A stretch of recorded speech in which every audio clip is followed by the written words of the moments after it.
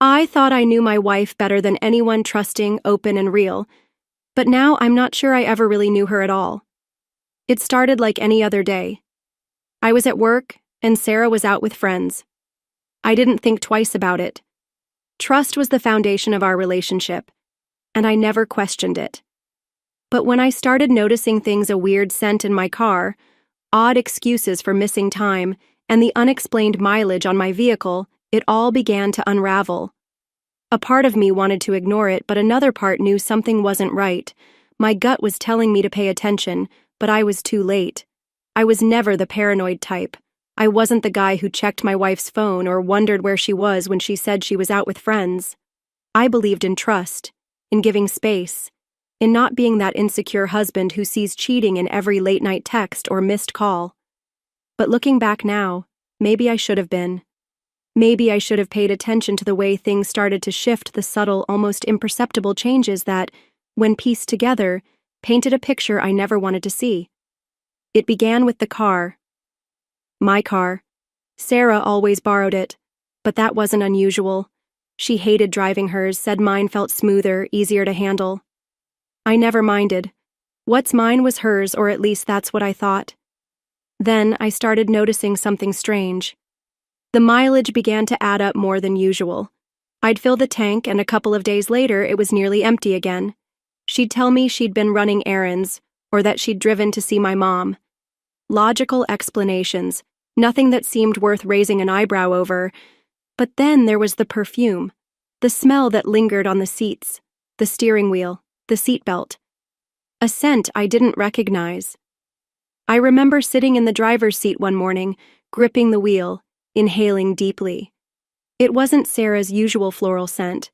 This one was richer, more masculine, expensive. I checked the glove compartment, the back seat, even under the floor mats.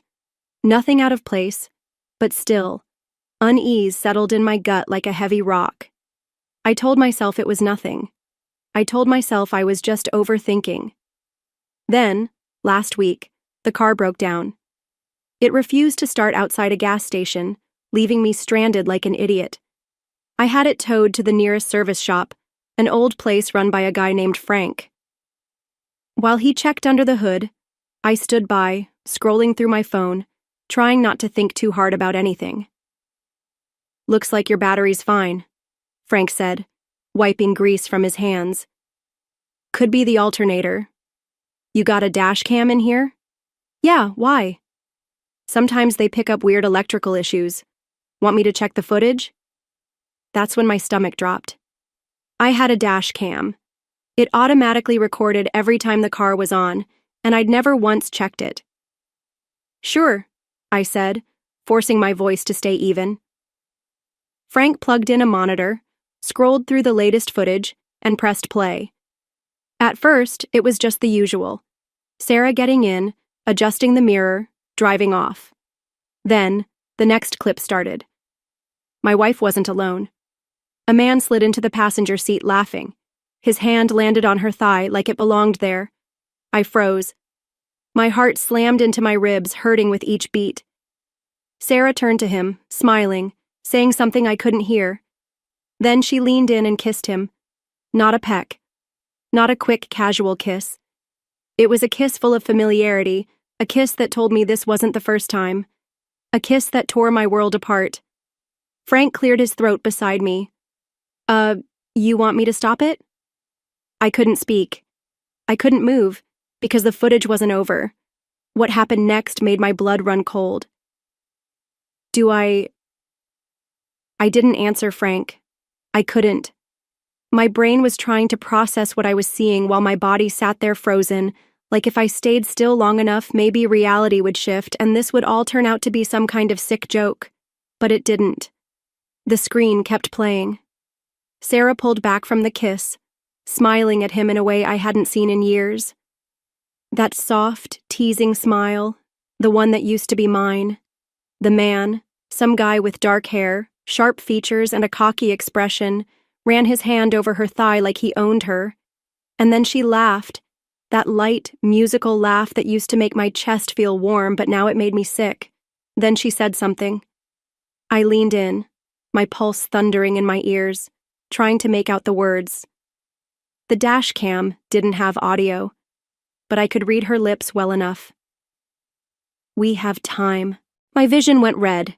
Frank must have sensed it because he reached over and stopped the footage, muttering something about giving me a minute. I barely registered him walking away. My entire world had just been rewritten in a matter of seconds. I gripped the edge of the counter, breathing hard. My wife, my car, some other guy. They had time. Time for what? I already knew. I didn't want to, but I did. And that's what made it so much worse. I forced myself to click to the next video. The screen flickered and there they were again, still in my car but now parked somewhere. An empty lot maybe, a motel parking lot, somewhere out of sight. The guy leaned over, his mouth moving against her neck, his hands.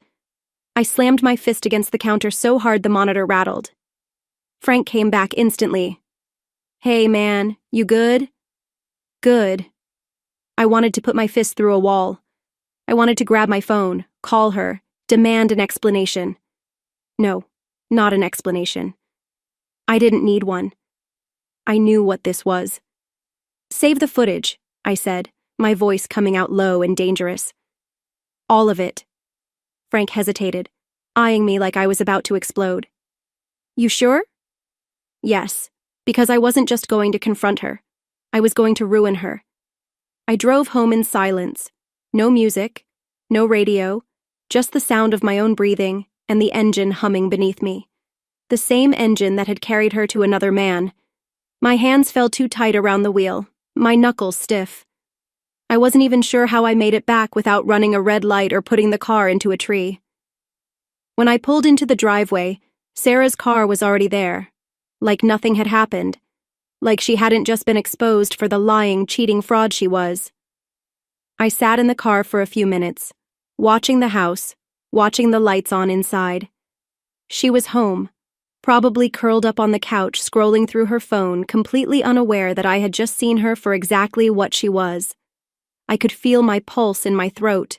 I could walk in right now and confront her, demand answers, scream, break something, make her feel what I was feeling. But no, that wasn't enough. I had to be smart. She had been playing me for who knows how long. She thought she had the upper hand, thought I was clueless, some pathetic husband who would never suspect a thing.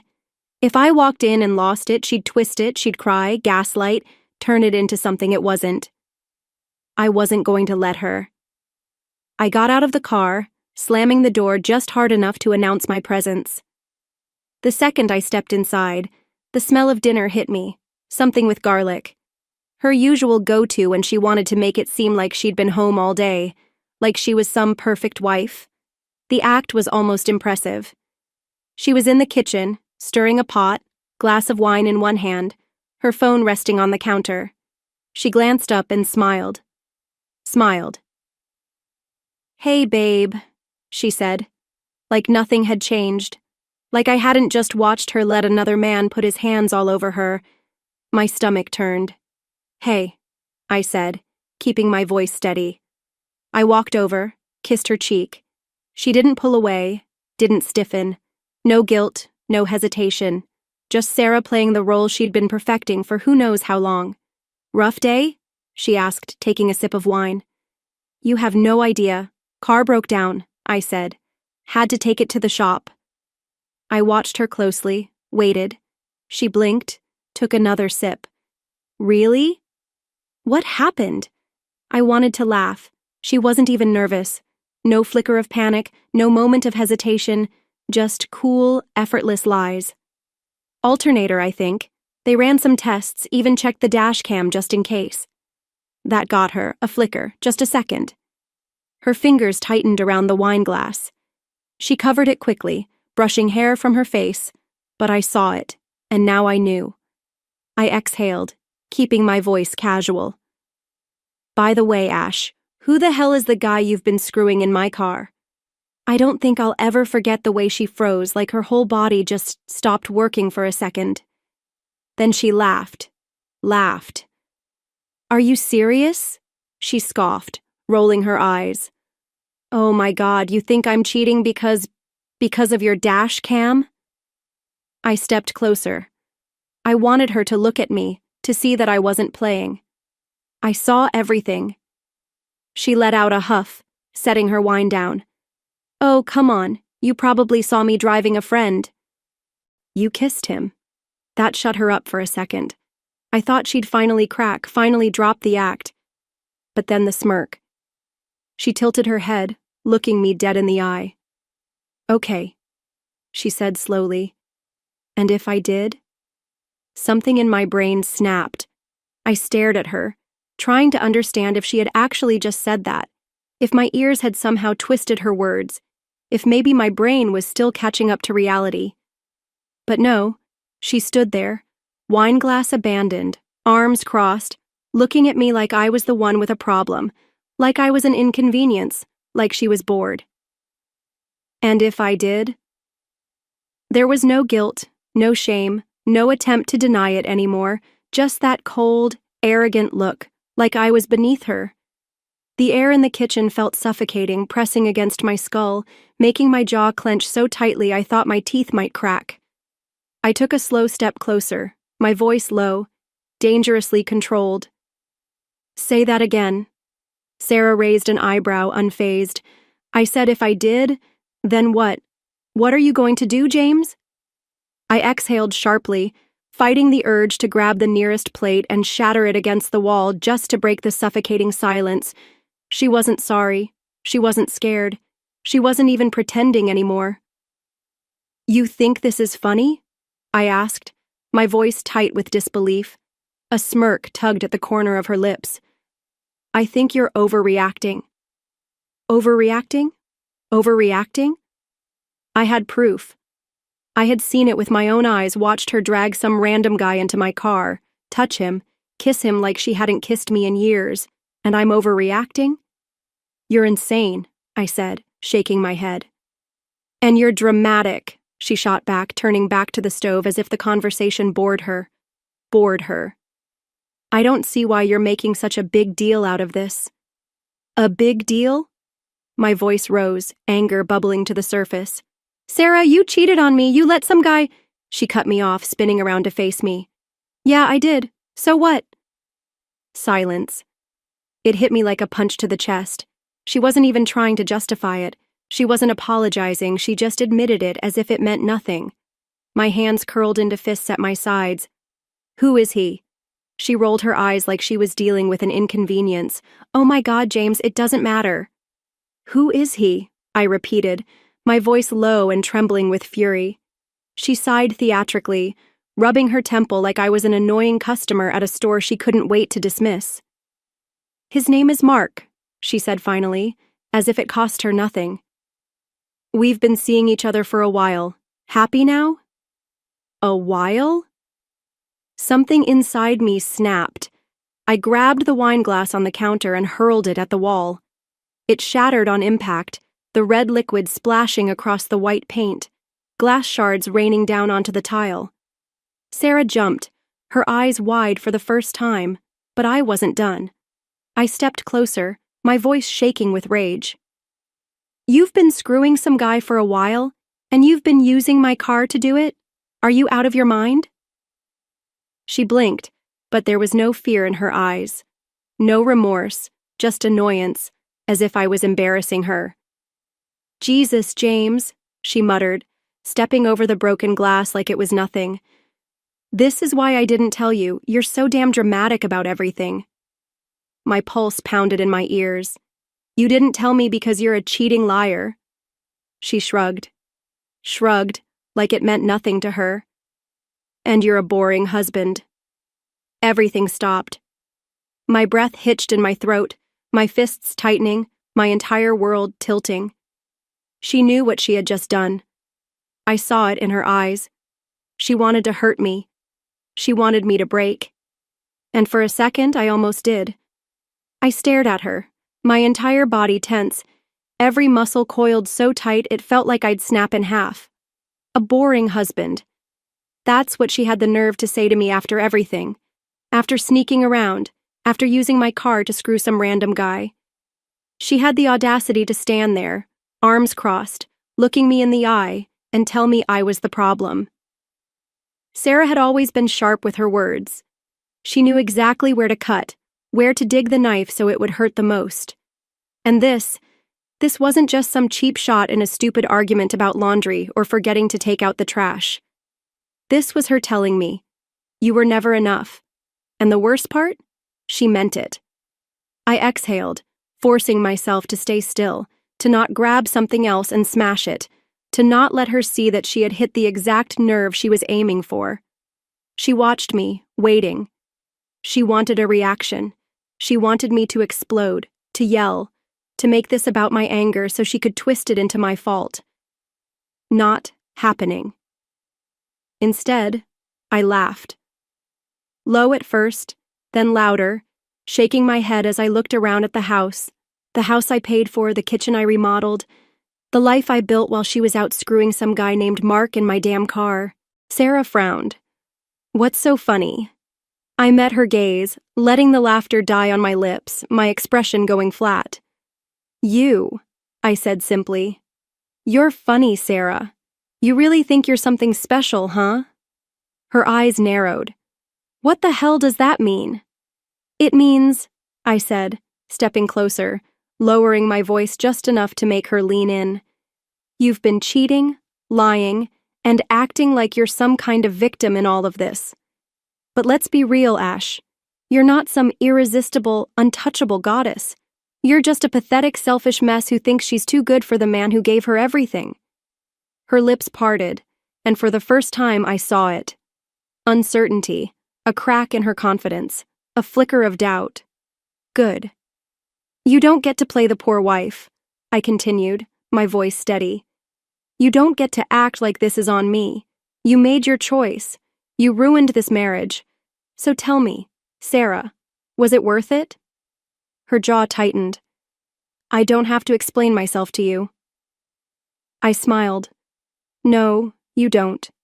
But you will." She scoffed, crossing her arms again, but I saw the shift, the slight panic creeping in around the edges. "You see?" I said, stepping around her and grabbing my phone from the counter. "I already sent the dashcam footage to myself, every second of it, every kiss, every touch, every moment you thought you were getting away with." Sarah paled finally. "And now," I continued, opening my messages, "I think Mark's wife might like to see it too." Her breath hitched. There it was, the fear, the reality crashing down on her. "You wouldn't," she said, her voice lower now. "Careful." I raised an eyebrow. "Oh, but I would." She reached for my arm, but I stepped back. No more touching. No more pretending. "James, wait." "Wait? Wait for what?" I cut her off. "Wait for you to come up with another excuse? Another lie? No, Sarah, you don't get to control the story anymore." Her mouth opened, closed. She was scrambling now, trying to figure out which mask to put on. Anger? Tears? Seduction? None of them would work this time. "Please," she finally said, her voice shaking. "We don't have to do this like this. We can—" I hit send. She gasped. And just like that, her world started to crumble. Sarah lunged for my phone, pure instinct, pure desperation. Her hand shot out, trying to grab it, but I was faster. I stepped back, watching her panic finally crack through the ice-cold arrogance she'd been wearing like armor. "James, no," she said, her voice higher now, breathless. "You don't understand." "I understand perfectly." I shoved my phone into my pocket, keeping my eyes locked on hers. "I understand that you weren't expecting to get caught. I understand that you thought you could keep playing your little games while I stayed here, being your idiot husband." Her chest rose and fell quickly. She looked down at my pocket, calculating.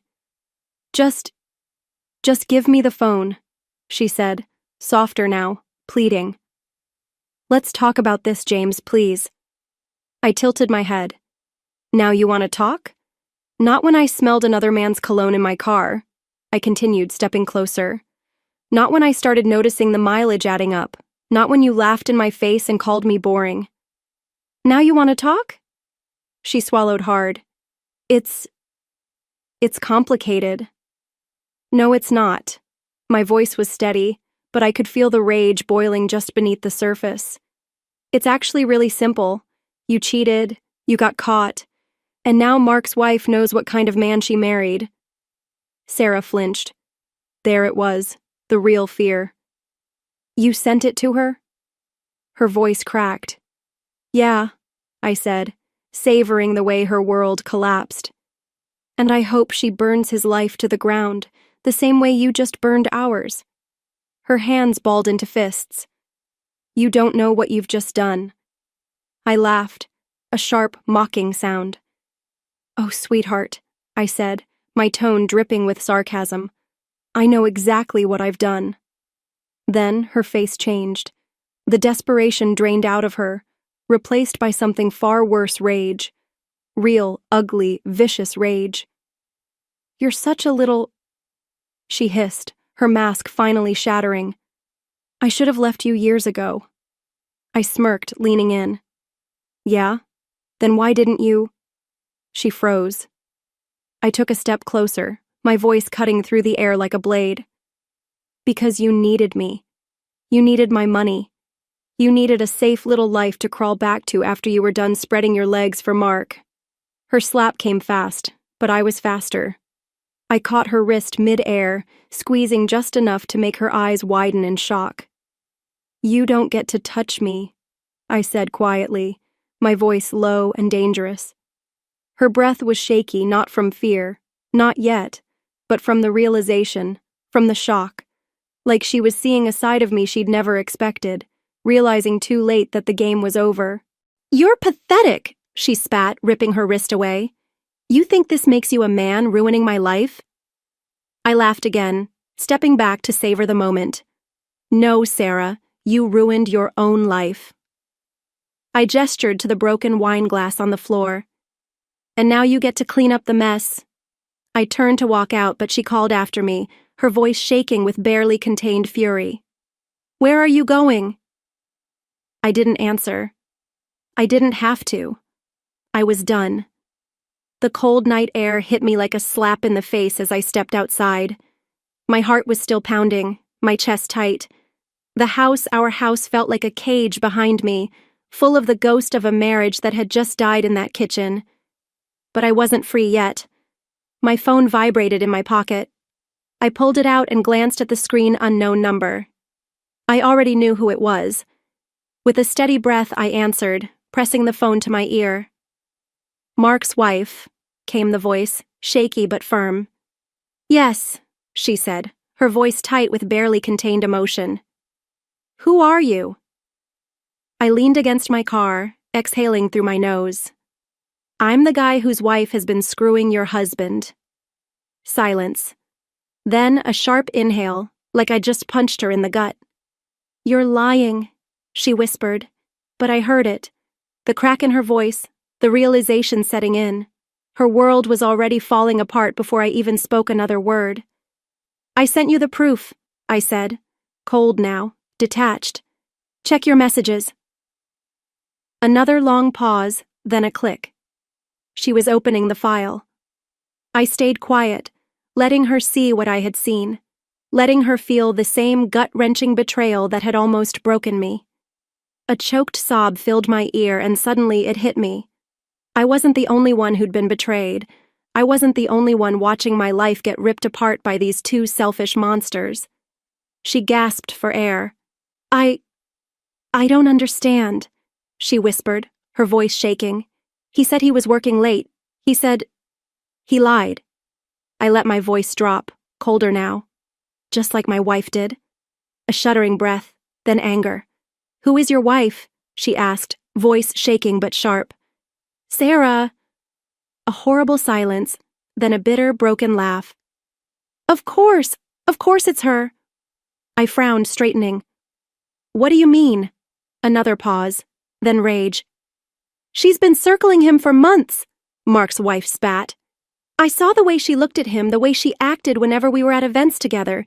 She even joked about how some men just can't be tamed. I should have seen it. I should have... Her voice broke. I clenched my jaw. Sarah had been planning this. This wasn't just some reckless, meaningless mistake.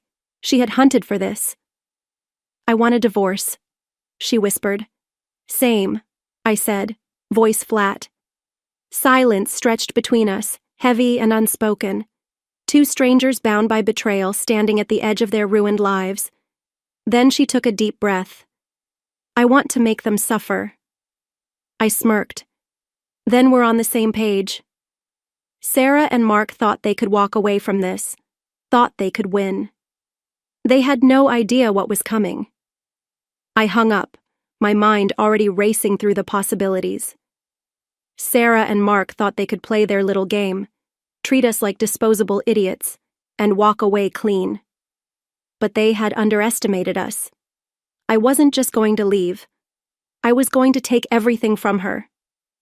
I walked back inside the house, not our home anymore, just four walls full of lies, and found Sarah exactly where I left her, still standing in the kitchen, arms crossed, face twisted with rage. "You sent it to her?" she said, voice shaking. I smirked. "Oh, I did more than that." Her eyes flashed. "You think this is funny?" "Yeah," I said, tilting my head. "Actually, I do." She stormed toward me, shoving me hard against the counter. "You're ruining my life, James." I let out a breathy laugh, looking her dead in the eye. "You ruined your life, sweetheart. I'm just giving it a little push." Her breathing was fast now, shallow, desperate. "So what? You think you're some big man now? You think you can just destroy me?" I leaned in, dropping my voice to a whisper. "I know I can." And that's when I saw it. Fear. Real, raw, genuine fear. Not because she was guilty, not because she felt bad, but because for the first time, she wasn't in control. I turned and walked upstairs, leaving her standing there, shaking. I grabbed a suitcase from the closet, threw it open, and started packing. I wasn't going to waste another second in this house. This was her mess now, her downfall. She stormed into the bedroom just as I zipped up the bag. "Where do you think you're going?" she demanded. I smiled. "Oh, don't worry about me, Sarah." I grabbed my keys, pausing at the doorway to look at her one last time. "Worry about what happens next."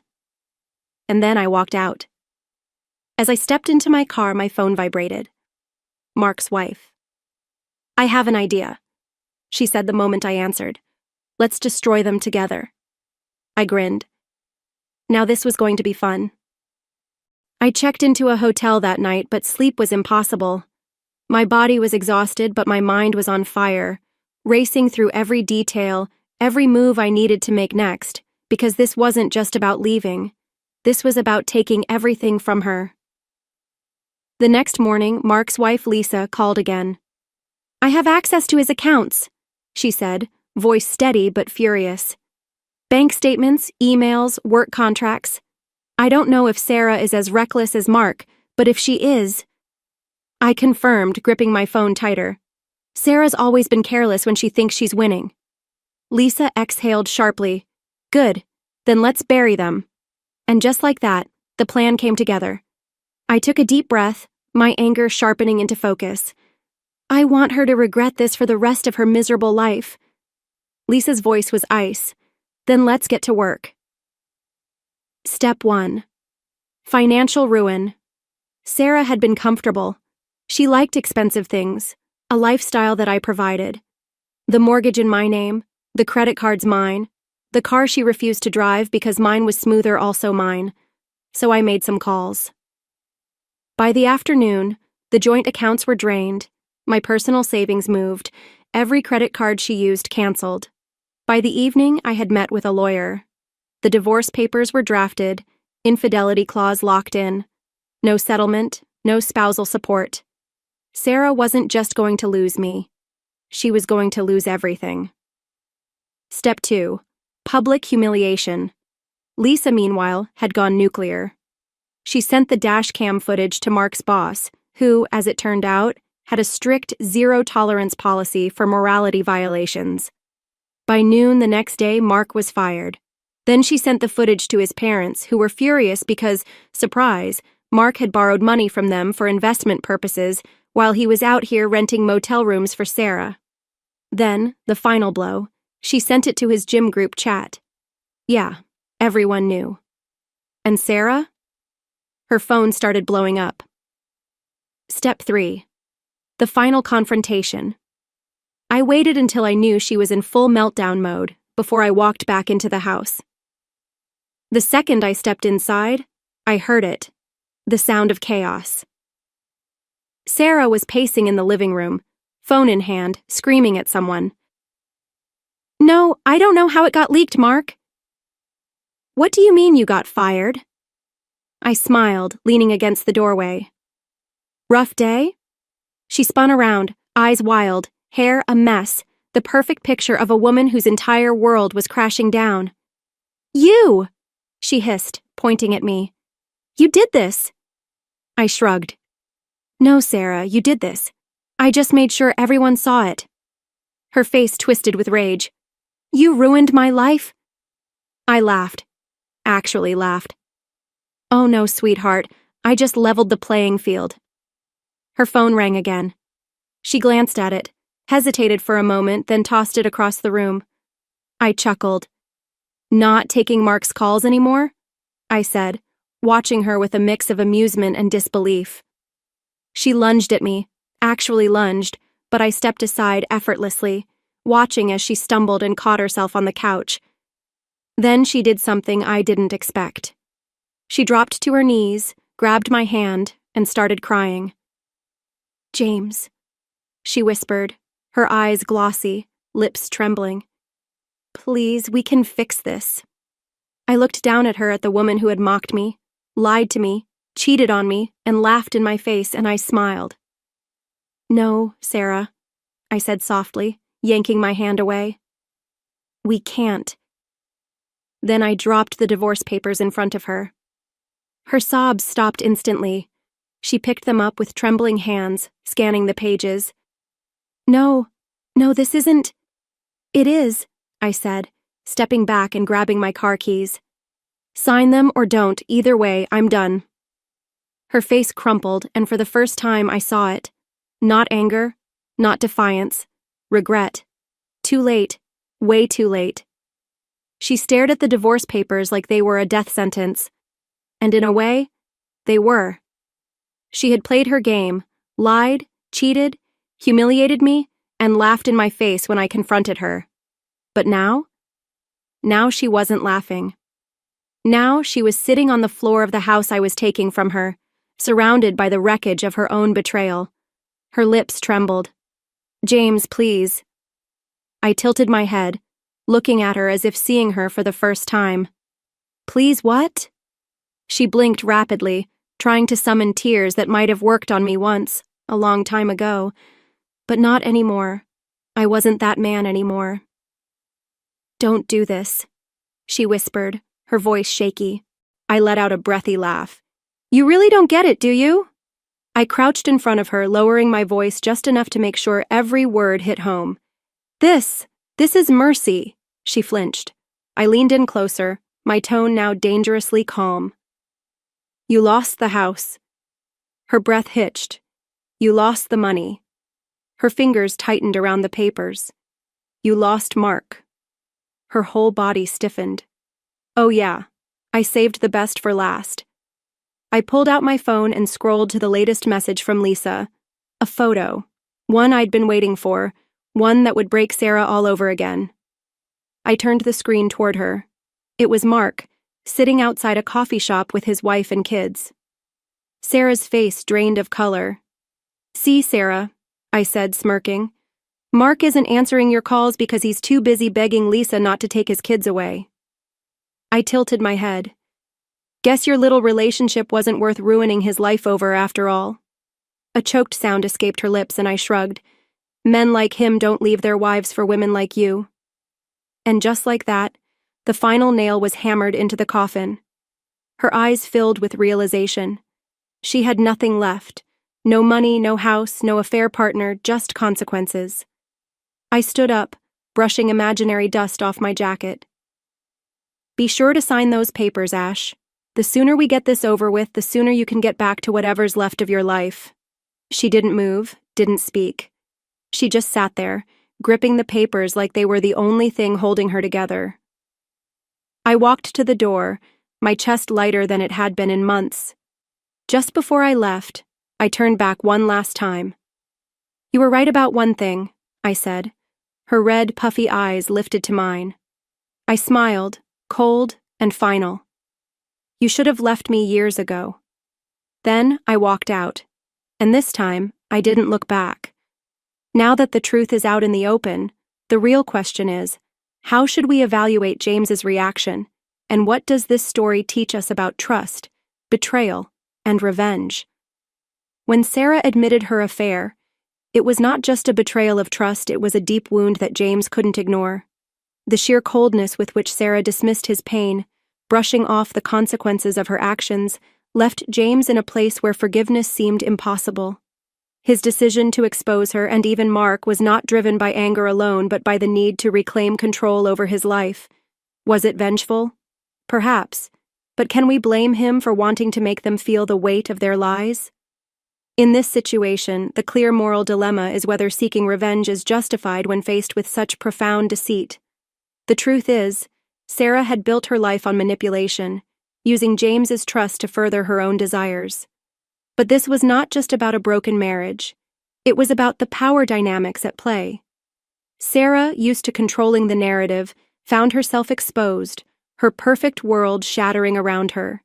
The evidence James had, physical, emotional, and digital, was his weapon. But should the fallout of exposing her be this harsh? Should revenge always be this thorough? Or is there room for healing and reconciliation? The real lesson here is not just about betrayal, but about the consequences of unchecked control. James was right to take action, but at what cost? The cycle of revenge often leaves both sides broken, even if justice is served. This leaves us questioning, is it possible to truly break free from the past without burning everything to the ground? And should we ever sacrifice our own peace for the satisfaction of retribution? What do you think, everyone? Is revenge ever truly justified? Or does it only make us more like the people who hurt us?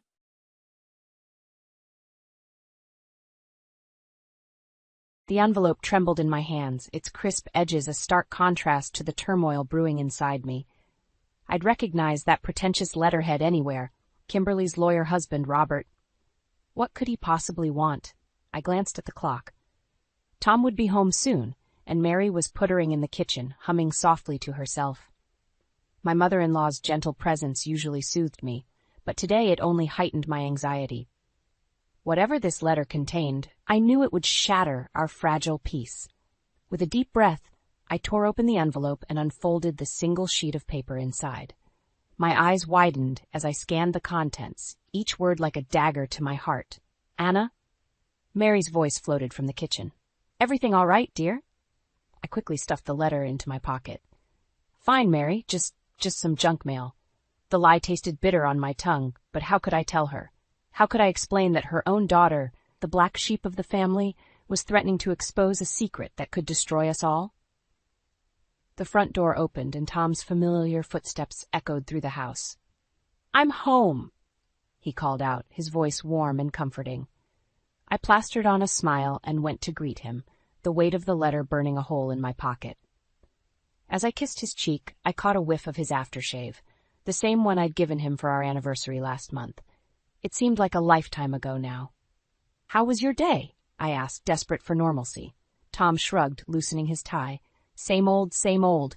Johnson's still riding my ass about that merger, but I think we're close to sealing the deal." I nodded, only half listening. My mind was racing, trying to process the implications of Robert's letter. Should I tell Tom now, or wait until after dinner when Mary had gone to bed? "Anna?" Tom's concerned voice snapped me back to reality. "You okay? You seem distracted." I forced a laugh. "Just tired, I guess. It's been a long day." Tom's eyes narrowed slightly, but before he could press further, Mary bustled into the room, wiping her hands on her apron. "There you are," she exclaimed, pulling Tom into a hug. "I've made your favorite, pot roast with those little carrots you like." As we settled around the dinner table, the conversation flowed easily between Tom and Mary. I pushed my food around my plate, my appetite gone. The letter felt like a ticking time bomb, and I was the only one who knew it was about to explode. "Anna, dear," Mary said, touching my arm gently, "you've hardly touched your food. Are you feeling all right?" I looked up, meeting her kind eyes. For a moment, I was tempted to confess everything, about the letter, about Kimberly's threats, about the secret that could tear our family apart. But as I opened my mouth to speak, the words caught in my throat. "I'm fine," I managed, forcing a smile. "Just thinking about some things." Tom's fork clattered against his plate. "All right, what's going on? You've been acting weird all evening." I took a deep breath, steeling myself. I got a letter today, from Robert." The atmosphere in the room shifted instantly. Mary's face paled and Tom's jaw clenched. "What did it say?" he asked, his voice tight. I reached into my pocket, my fingers brushing against the crisp paper. As I pulled out the letter, my hand shook slightly. "It's about Kimberly," I said softly. And a secret. Something about Mary." Mary's gasp was like a gunshot in the quiet room. "Oh, God," she whispered, her eyes wide with fear. She couldn't. Tom slammed his fist on the table, making us both jump. "Damn it! I knew she'd pull something like this. What does she want this time? Money? An apology?" I shook my head, my voice barely above a whisper. "It's worse than that, Tom. She's threatening to expose something big, and if she does, it could destroy everything we've built." As the weight of my words settled over us, I realized that our quiet, comfortable life had just been turned upside down. And somehow, I knew that nothing would ever be the same again. The morning after the letter's arrival, I found myself alone in the kitchen, clutching a mug of coffee that had long since gone cold. Tom had left for work early, his kiss on my cheek a fleeting comfort. Mary was still asleep upstairs, blissfully unaware of the storm brewing beneath our roof. I pulled out Robert's letter again, my eyes tracing over the words that had upended our lives. What secret could be so terrible that Kimberly would use it as leverage? And how could I protect Mary from the fallout? The sound of shuffling footsteps broke my reverie. I quickly stuffed the letter back into my pocket as Mary entered the kitchen, her face lined with worry. "Anna, dear," she said, her voice trembling slightly, "I couldn't sleep a wink last night. What exactly did Robert's letter say?" I hesitated, torn between my desire to shield her and the need for honesty. "It wasn't very specific, Mary. Just that Kimberly knows something about your past, something she thinks could hurt us all." Mary's face crumpled, and she sank into a chair. "Oh, God, I never thought. I hope she'd forgotten." "Forgotten what?" I pressed gently, leaning forward. But Mary shook her head, tears welling in her eyes. "I can't, Anna. I just can't. It was so long ago, and I've tried so hard to make up for it." Before I could respond, the phone rang, shattering the tense silence. I answered it, my heart racing. "Anna?" Tom's voice crackled through the line. "I just got a call from Kimberly. She wants to meet us for dinner tonight. All of us, including Mom." I glanced at Mary, who was watching me with wide, fearful eyes. "Tom, I don't know if that's a good idea. Your mother's not feeling well, and we don't have a choice." Tom cut in, his voice hard. "She says if we don't show up, she'll go public with whatever this secret is. We need to face her head on." As I hung up the phone, Mary grabbed my arm. "What is it? What did Tom say?" I took a deep breath, steeling myself. "Kimberly wants to meet for dinner tonight, all of us." Mary's face went pale. "No, I can't face her, not with what she knows." "Mary," I said gently, taking her trembling hands in mine, "whatever this secret is, we're family. We'll face it together. But I need to know, what is Kimberly holding over you?" For a moment I thought she might confess, but then she pulled away, shaking her head. "I'm sorry, Anna. I need some time. Please, can you tell Tom I'm not feeling well enough for dinner?" As Mary retreated upstairs, I felt a surge of frustration. How could we fight this if we didn't even know what we were up against? The day passed in a blur of anxiety and speculation. By the time Tom arrived home, I was a bundle of nerves. "Where's Mom?" he asked, loosening his tie. "Upstairs," I replied. "She says she's not feeling well enough for dinner." Tom's jaw clenched. "She has to come. We need to present a united front against Kimberly." "Tom," I said softly, "I think there's more to this than we know. Your mother, she's terrified. Whatever this secret is, it's eating her alive." He ran a hand through his hair, frustration etched on his face. "Damn it, Anna. What are we supposed to do? Let Kimberly blackmail us?" Before I could respond, we heard a thud from upstairs, followed by a muffled cry. We raced up the stairs to find Mary crumpled on the floor of her bedroom, clutching a small, worn notebook to her chest. "Mom," Tom cried, kneeling beside her. "What happened? Are you okay?" Mary looked up at us, her eyes filled with a mixture of fear and resignation. "I'm so sorry," she whispered. "I never meant for any of this to happen." With shaking hands, she held out the notebook. "Here," she said, her voice barely audible. This is everything. The truth about Kimberly, about me, about the mistake that could destroy us all." As I took the notebook, its weight feeling far heavier than it should, I realized that our family's carefully constructed facade was about to come crashing down, and there was nothing I could do to stop it. With trembling hands, I opened Mary's notebook, Tom peering over my shoulder. The faded pages were filled with Mary's elegant script, detailing a past we never knew existed. "Anna, Tom," Mary whispered, her voice weak.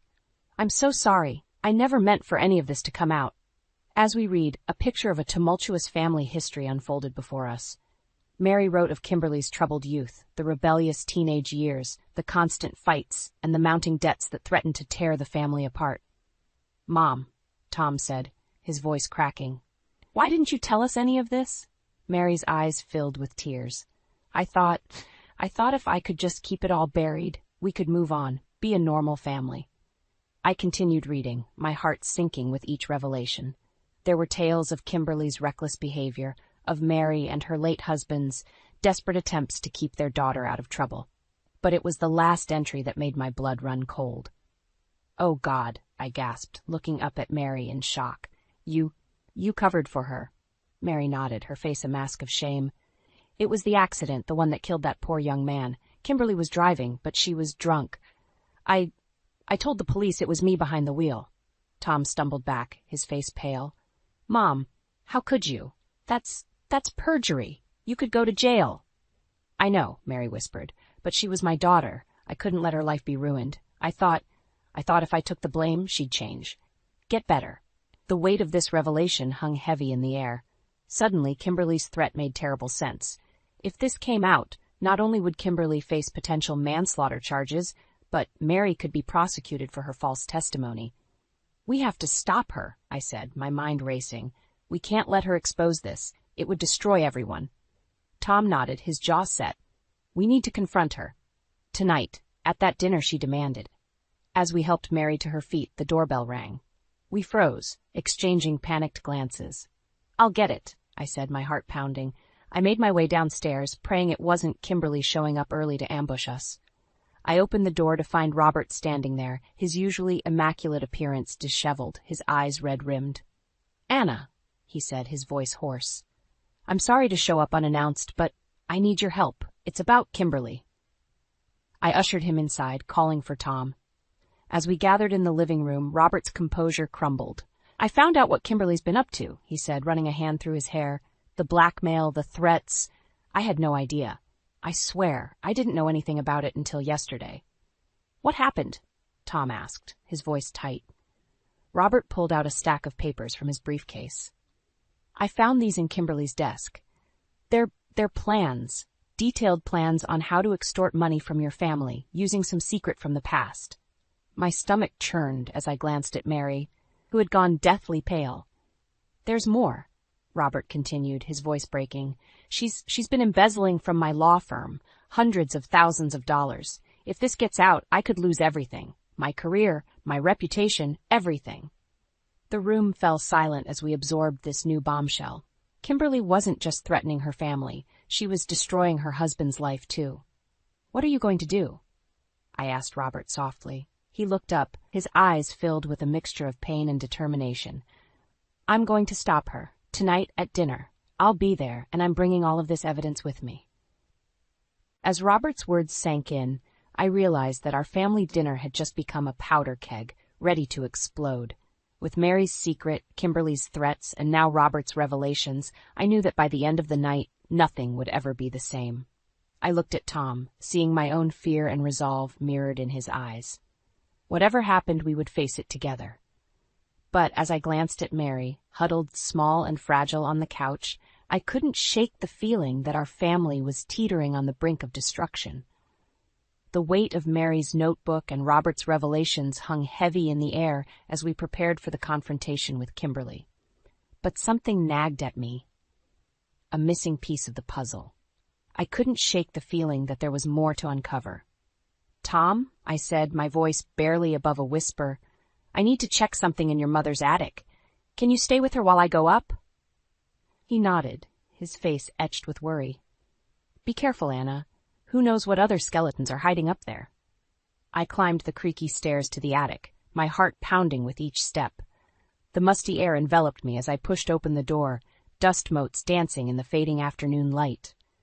Boxes upon boxes of memories surrounded me, each one a potential landmine of family secrets.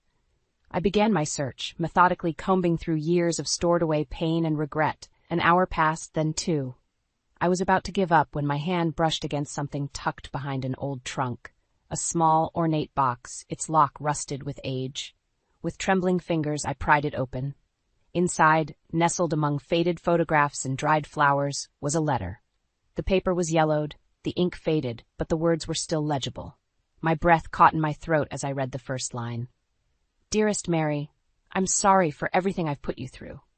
It was Kimberly's handwriting, unmistakable even after all these years. I devoured the contents, each word more shocking than the last. "Anna?" Tom's voice startled me. He stood in the doorway, concern etched on his face. "What did you find?" I held out the letter, my hand shaking. "Tom, you need to read this. It's from Kimberly, written years ago." As Tom read, his face paled. The letter was a confession, an outpouring of guilt and remorse. Kimberly detailed how she had stolen from her parents' retirement fund, using the money to fuel her reckless lifestyle. But it was the last paragraph that truly stunned us. "I know I can never repay what I've taken, both financially and emotionally, but I want you to know that I'm trying to change. I've enrolled in rehab, and I'm seeing a therapist. I hope that one day you can find it in your heart to forgive me. All my love, Kimberly." Tom looked up, his eyes wide with disbelief. She tried to make amends? But then why is she blackmailing us now?" I shook my head, my mind racing. "I don't know, but this changes everything, Tom. We need to show this to your mother." We rushed downstairs, only to find Mary and Robert in a heated discussion. "What's going on?" I asked, clutching the letter. Mary looked up, her eyes red-rimmed. "Robert was just telling me about Kimberly's embezzlement. I can't believe she would do this. After everything." I stepped forward, holding out the letter. "Mary, there's something you need to see. We found this in the attic." As Mary read the letter, her hand flew to her mouth, tears streaming down her face. "Oh, Kimberly," she whispered. "My poor, troubled girl." Robert leaned in, reading over her shoulder, his brow furrowed in confusion. "This doesn't make sense. If Kimberly wrote this, why is she threatening the family now? And why didn't I know about any of this?" The pieces suddenly clicked into place. I gasped, the realization hitting me like a physical blow. "Oh my God," I breathed. What if Kimberly isn't behind this at all?" 4 pairs of eyes turned to me, a mixture of confusion and dawning horror on their faces. "Think about it," I continued, my words tumbling out. "The letter from the lawyer, the blackmail threats, they all came after Kimberly and Robert got married. What if someone else found out about the family secrets and is using them against us?" The room fell silent as the implications of my words sank in. We had been so focused on Kimberly as the villain, we never considered there might be another player in this twisted game. Tom was the first to break the silence, his voice hard with determination. "We need to get to the bottom of this.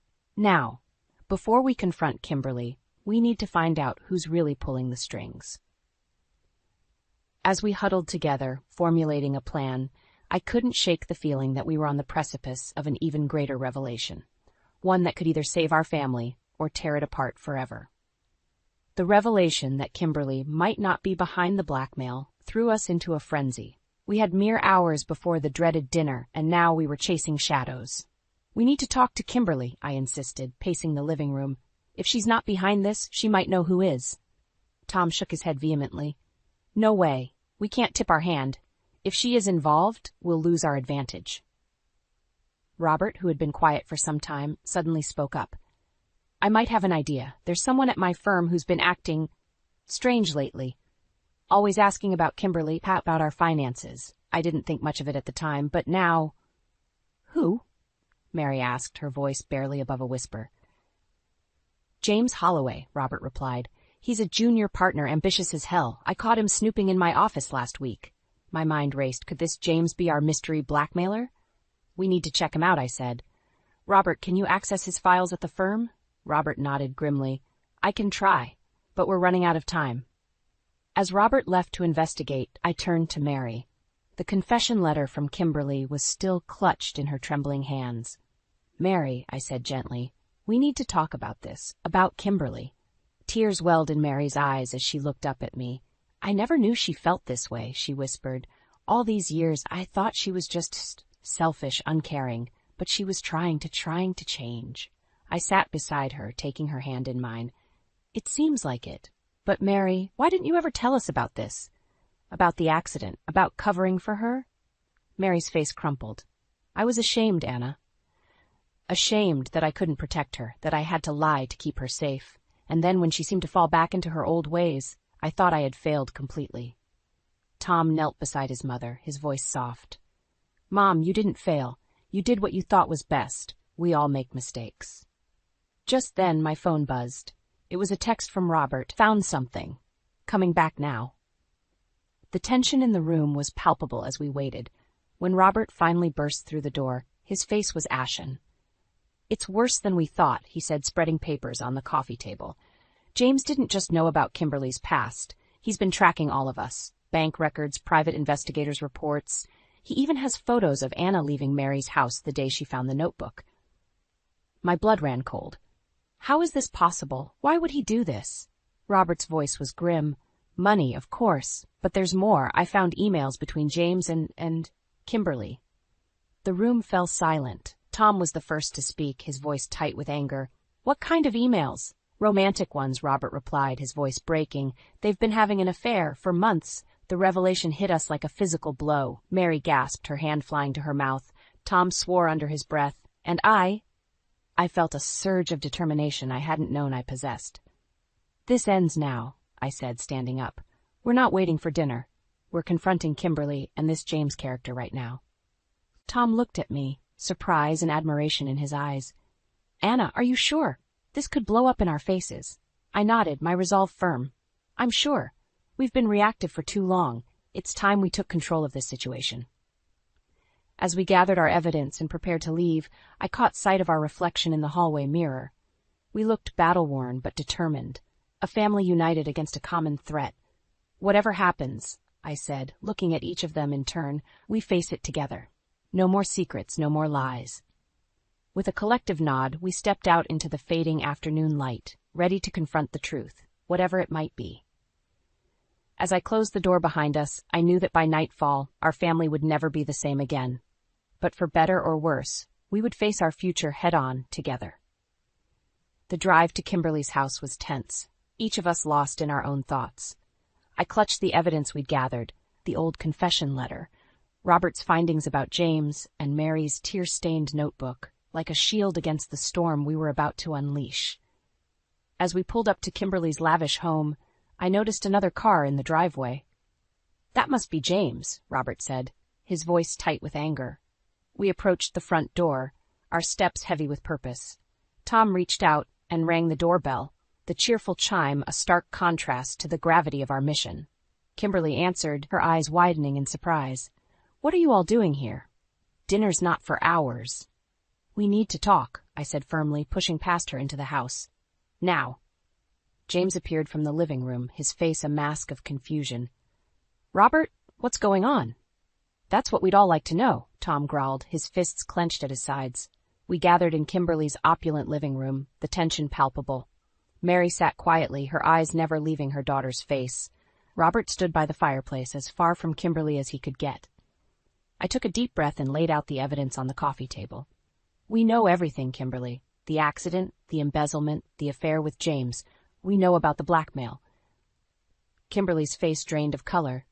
I don't know what you're talking about. Don't lie, Tom exploded. We found your confession letter to Mom. We know about the money you stole from our parents. And now this, blackmailing your own family? James stepped forward, his lawyer's instincts kicking in. I think you should all leave. We can discuss this at dinner as planned. No, I said, my voice steady despite my racing heart. We're doing this now. No more secrets, no more lies. Mary finally spoke, her voice trembling. Kimberly, sweetheart, is it true? Are you and James together?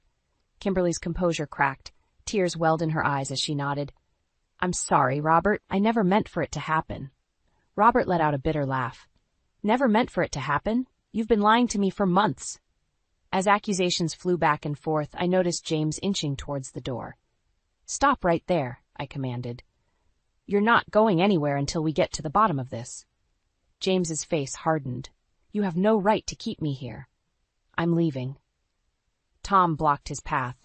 Not until you explain why you've been digging into our family's past. Why are you blackmailing us? James's eyes darted around the room, like a cornered animal. Suddenly, he made a break for it, shoving Tom aside and bolting for the door. Robert was faster. He tackled James to the ground, sending papers flying everywhere.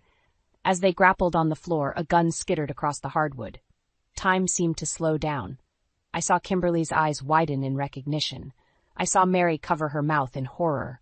I saw Tom lunge for the weapon, but it was James who reached it first. He scrambled to his feet, waving the gun wildly. Nobody move, he shouted, his voice cracking with panic. We all froze, the situation spiraling out of control faster than I could process. James backed towards the door, keeping the gun trained on us. James, please, Kimberly pleaded. Put the gun down. We can talk about this. Talk? James laughed hysterically. It's too late for that. I know too much. If this gets out, I'll lose everything. As James ranted, I caught Tom's eye. He nodded slightly, understanding my unspoken plan. We had to act fast. You're right, James, I said, taking a cautious step forward. You do know too much, but so do we. If anything happens to us, everything comes out. Is that what you want? James's hand trembled, the gun wavering. I took another step, my heart pounding so hard I was sure everyone could hear it. Just put the gun down, I said softly. We can figure this out together. For a moment, I thought he might listen. Then I saw his finger tighten on the trigger. Anna, look out! Tom shouted. As the gunshot rang out, I felt myself being tackled to the ground. The world exploded into chaos around me, and I knew that whatever happened next would change our lives forever. The gunshot echoed through the room as Tom's body slammed into mine, knocking us both to the floor. My ears rang, and for a terrifying moment, I couldn't breathe. When I finally managed to look up, the scene before me was chaos incarnate. Robert had tackled James, wrestling for control of the gun. Kimberly was screaming, her hands pressed against her ears, and Mary, oh God, Mary was on the ground, a crimson stain spreading across her blouse. Mom! Tom yelled, scrambling to her side. I followed, my heart pounding so hard I thought it might burst from my chest. As we reached Mary, her eyes fluttered open. I'm okay, she whispered, her voice weak, just grazed my arm. Relief flooded through me, quickly replaced by white-hot anger. I whirled around to face Kimberly and James, who had been subdued by Robert. This is what your lies and schemes have led to, I spat, my voice shaking with rage. Your own mother could have died. Kimberly's face crumpled, tears streaming down her cheeks. I never meant for any of this to happen, she sobbed. It all just spiraled out of control. Spiraled out of control? Tom's voice was low and dangerous. You've been manipulating and lying to us for years, Kimberly. And for what? Money? Power? James, his face bruised from the scuffle with Robert, laughed bitterly. You don't know the half of it. Tell them, Kimberly. Tell them everything. The room fell silent, all eyes on Kimberly. She looked around, her gaze lingering on each of us before finally settling on Mary, who was being tended to by Tom. I'm pregnant, she blurted out, her words hanging in the air like a bomb waiting to explode. The shock of her announcement momentarily overshadowed everything else. Robert stumbled back as if he'd been struck, while Mary let out a small gasp. Is it mine? Robert asked, his voice barely above a whisper. Kimberly shook her head, fresh tears spilling down her cheeks. It's James's. I'm so sorry, Robert. I never meant to hurt you. The revelation hit us all like a physical blow. Robert's face contorted with pain and betrayal, while Tom looked like he might be sick. How could you? Mary's voice cut through the tension. weak but filled with disappointment. After everything we've been through as a family, how could you do this to us? To Robert? Kimberly's composure finally shattered completely. She fell to her knees, sobbing uncontrollably. I don't know. I don't know why I do these things. I'm so messed up, Mom. I need help. As I watched this broken woman, my sister-in-law, the source of so much pain and turmoil in our lives, I felt a strange mix of anger, pity, and exhaustion wash over me. We need to call the police, I said, my voice sounding distant to my own ears. James fired a gun. Mary needs medical attention. Tom nodded, pulling out his phone. As he dialed, I turned to Robert, who looked shell-shocked. Robert, I said gently, are you okay? He shook his head, a bitter laugh escaping his lips. Okay? My wife is pregnant with another man's child. My career is probably over. I don't think I'll ever be okay again. As sirens wailed in the distance, growing closer by the second, I looked around at my fractured family. Mary, wounded but alive. Tom, angry and protective. Robert, betrayed and lost. Kimberly, a sobbing mess on the floor. And James, the catalyst for all this chaos, silent and sullen in defeat. How had we come to this? How could we possibly move forward from here? As the police burst through the door, their shouts adding to the cacophony of emotions in the room, I felt a resolve harden within me. This wasn't the end. Somehow, someway, we would find a path through this darkness. We had to, for all our sakes. But as I watched the officers handcuff James and tend to Mary, I couldn't shake the feeling that the worst was yet to come. The truth was out, but its consequences were only beginning to unfold. And I knew that before this was over, our family would be tested in ways we never thought possible. The days following the confrontation passed in a blur of police statements, hospital visits, and sleepless nights. As I sat in the waiting room of the courthouse, waiting for James's bail hearing to begin, I couldn't help but reflect on how drastically our lives had changed in such a short time. Mary was recovering well, her arm in a sling but her spirit unbroken. Tom hadn't left her side, his anger at Kimberly tempered by concern for his mother. Robert, shell-shocked and betrayed, had filed for divorce. And Kimberly was a ghost of her former self, her pregnancy now a visible reminder of the chaos she'd wrought. As we filed into the courtroom, I felt a strange sense of calm wash over me. This was it. The moment where we'd finally face the truth head-on, where secrets would be laid bare and justice, hopefully, would be served. James stood at the defendant's table, his lawyer whispering urgently in his ear. When he saw us enter, his face paled. Kimberly, seated on the opposite side of the room, couldn't meet anyone's eyes. The judge called the court to order, and as the proceedings began, I found myself gripping Tom's hand tightly. This wasn't just about James's crimes. It was about our family's future. As the prosecutor laid out the case against James, the embezzlement, the blackmail, the shooting, I watched Kimberly's face. With each damning piece of evidence, she seemed to crumple further into herself.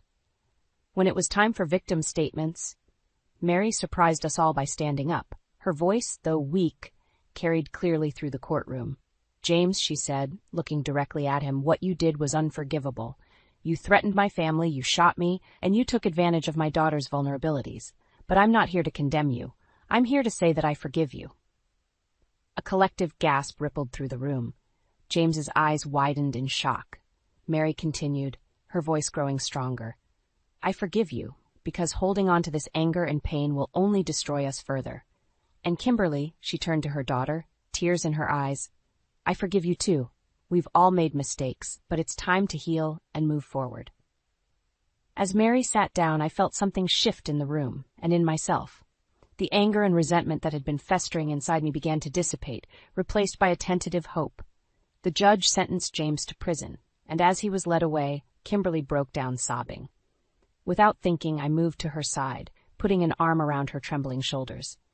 I'm so sorry, she whispered, over and over. I never meant for any of this to happen. I know, I said softly, but it did happen, Kimberly, and now we have to deal with the consequences. As we left the courthouse, our fractured family huddled together against the chill wind. Robert, his face etched with pain but also resolve, approached us. I can't forgive what happened, he said, his voice rough with emotion. But I don't want to be consumed by bitterness either. I want to be part of this child's life, if you'll let me. Kimberly looked up at him, hope flickering in her eyes. Really? Even after everything? Robert nodded. It's not the child's fault, and maybe this is a chance for all of us to start over. As we stood there, the weight of everything that had happened pressing down on us, I realized that this was our turning point. We could let this destroy us, or we could use it as a catalyst for change and growth. We have a long road ahead, I said, looking at each member of our battered but unbroken family. But we're going to walk it together. No more secrets, no more lies, just honesty, forgiveness, and love. Tom squeezed my hand, a small smile on his face. Mary nodded, her eyes shining with tears, and Kimberly, her hand resting protectively on her stomach, whispered, "Thank you." As we walked away from the courthouse towards an uncertain but hopeful future, I knew that our family would never be the same. But maybe, just maybe, we could be something better, something stronger, something built on truth and forgiveness, rather than secrets and lies. The journey wouldn't be easy, but as I looked at the faces of my family, bruised but not beaten, hurt but healing, I knew we were ready to face whatever came next. Together.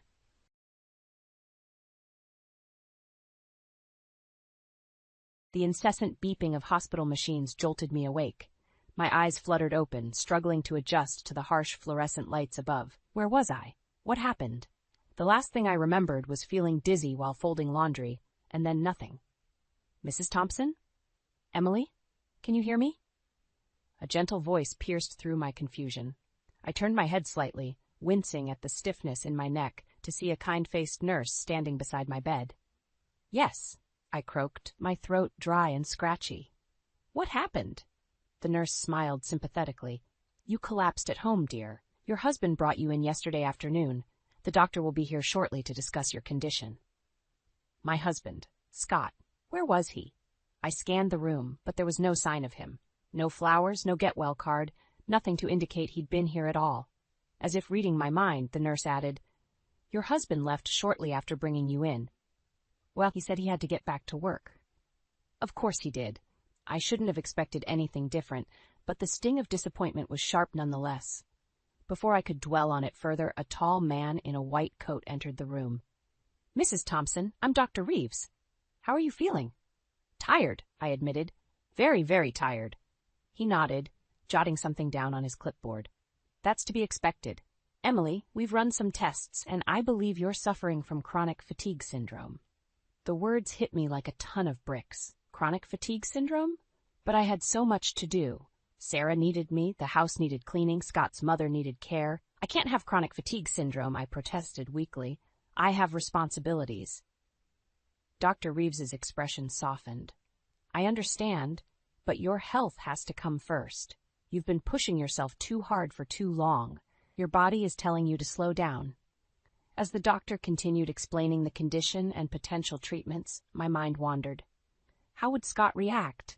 Would he finally step up and help more around the house? Would he hire someone to assist with his mother's care? The sound of familiar footsteps in the hallway snapped me back to attention. Scott appeared in the doorway, his face a mask of irritation. There you are, he said, as if I'd inconvenienced him by being hospitalized. When can she come home, Doc? I've got a big presentation tomorrow, and I need her to watch Sarah. Dr. Reeves frowned. Mr. Thompson, your wife is very ill. She needs rest and support, not additional stress. Scott waved his hand dismissively. She's always tired. A little rest and she'll be fine, right, Em? I stared at him, speechless. How could he be so callous? Where was the man I'd fallen in love with, the one who'd promised to support me through thick and thin? Scott, I began, my voice trembling. Didn't you hear what the doctor said? I'm sick. I need help. He rolled his eyes. Come on, Emily. We all get tired sometimes. You just need to push through it. Push through it? I echoed, anger rising in my chest. I've been pushing through it for years, taking care of your mother, raising our daughter, managing the house, all while you focus on your precious career. I can't do it anymore, Scott. I won't. The room fell silent. Dr. Reeves cleared his throat awkwardly. Perhaps we should continue this discussion later. Mrs. Thompson needs her rest. Scott shrugged. Fine. I'll be back tomorrow to pick you up, figure out what to do about Sarah. With that, he turned and left, not even bothering to say goodbye. As the door closed behind him, I felt something inside me snap. Tears welled up in my eyes, a mixture of frustration, anger, and despair. How had my life come to this? When had my loving husband turned into this uncaring stranger? I closed my eyes, exhaustion washing over me. One thing was certain, things couldn't go on like this. Something had to change, and soon. Little did I know, this was just the beginning of a journey that would test my strength, reshape my life, and ultimately lead me to rediscover myself. As I lay in my hospital bed, memories of happier times flooded my mind. I couldn't help but think back to the day Scott and I got married. How full of hope and love we were. Where had it all gone wrong? The turning point came 5 years ago, just after Sarah was born. I was still on maternity leave when we got the call that changed everything. "Emily, it's Mom," Scott's voice cracked over the phone. "She's had a stroke. The doctors, they don't know if she'll recover fully." My heart sank. "Oh, Scott, I'm so sorry. What can I do?" There was a long pause before he replied, "We need to talk about our options." That night, as Sarah slept peacefully in her crib, Scott and I had a conversation that would alter the course of our lives. "I think one of us needs to stay home to take care of Mom," Scott said, pacing our bedroom. "She can't be alone, and a nursing home is out of the question." I nodded, understanding the gravity of the situation. "Of course. But what about our jobs? We can't afford to lose both incomes." Scott ran his hand through his hair, a gesture I'd come to recognize as a sign of stress. "I've been thinking about that. My job pays more, and I'm up for a promotion soon. Maybe you could take a leave of absence, just until Mom's better?" I hesitated. I loved my job at the marketing firm, and Leonard had been such a supportive boss, but family came first, right? "Okay," I said slowly. "I can do that, but just temporarily, right?" Scott's face lit up with relief. He pulled me into a tight hug. "You're amazing, Em. I promise we'll make it work. I'll support you every step of the way." Oh, how naive I was to believe those words. The first few months were challenging, but manageable. I juggled caring for Sarah and Scott's mother, keeping the house in order, and trying to maintain some semblance of a social life. Scott seemed appreciative, often bringing home flowers or taking us out for dinner on weekends. But as time wore on, things began to change. Scott's promised support dwindled. He started working later, claiming his new position demanded more of his time. Weekends that were once reserved for family became filled with important golf outings with clients. One evening, as I was preparing dinner with Sarah clinging to my leg and my mother-in-law calling for help from the other room, Scott walked in, loosening his tie. "Honey, can you grab me a beer? I've had a hell of a day," he called out, collapsing on the couch. I felt something snap inside me. "Scott, I could use a hand here. Can you please check on your mother while I finish dinner?" He looked at me as if I'd grown a second head. "Em, I've been working all day. I'm exhausted. Can't you handle it?" I stared at him, speechless. Handle it? I'd been handling it for months without a break, without so much as a thank you. "Scott," I began, trying to keep my voice steady. "We agreed this would be temporary. It's been almost a year. When can I start looking for a job again?" He frowned, avoiding my gaze. "We can't afford a caregiver for Mom, Em, and you're doing such a great job with her and Sarah. It just makes sense for you to stay home." "But what about my career? My independence?" I protested, feeling a lump form in my throat. Scott stood up, his expression hardening. "Don't be selfish, Emily. Family comes first, remember? We're doing fine on my salary. You should be grateful you don't have to work." Grateful? The word hit me like a slap in the face. I watched in stunned silence as Scott grabbed his beer and retreated to his home office, leaving me alone with a crying toddler and a pot threatening to boil over. As I stirred the pasta sauce, trying to blink back tears, I realized with a sinking heart that this was my new reality. The support Scott had promised had evaporated, leaving me trapped in a life I never signed up for. Little did I know, things were about to get even worse. I thought I'd hit rock bottom, but life had other plans. Just when I thought things couldn't get any worse, Scott dropped another bombshell on me. "Em, Grace is moving in with us," he announced one morning, not even looking up from his phone. I nearly choked on my coffee. "What? Why?" Scott sighed, as if I was being difficult. "She's going through a tough time, lost her job, broke up with her boyfriend. She needs a place to stay for a while." "And you didn't think to discuss this with me first?" I asked, trying to keep my voice level. He finally looked at me, his expression a mixture of annoyance and dismissal. "It's my sister, Emily. What was there to discuss?" I bit my tongue, knowing any argument would fall on deaf ears. But inside, I was screaming. How was I supposed to manage another person in this house? Grace arrived the next day, suitcases in tow, and not a word of thanks. From the moment she stepped through the door, it was clear she had no intention of making things easier for me. "Emily, be a dear and take my bags upstairs," she said, breezing past me to plop herself on the couch. I stared at her in disbelief. "Grace, I'm in the middle of making lunch for Sarah and your mother. Could you maybe—" "Oh, come on," she interrupted, rolling her eyes. "It's not like you have anything else to do all day." I felt my cheeks burn with anger and humiliation. Is that what they all thought? That I just sat around eating bonbons while magically keeping the house clean and everyone fed and cared for? Days turned into weeks, and Grace showed no signs of looking for a job or contributing to the household in any way. Instead, she criticized everything I did, from how I folded laundry to the meals I prepared. One afternoon, as I was trying to coax Sarah into eating her vegetables while simultaneously helping Scott's mother with her physical therapy exercises, Grace sauntered into the kitchen. "Emily, where's my blue blouse? I told you I needed it clean for my lunch date tomorrow." I took a deep breath, counting to 10 in my head. "Grace, I haven't had time to do laundry today. I've been a bit busy, as you can see."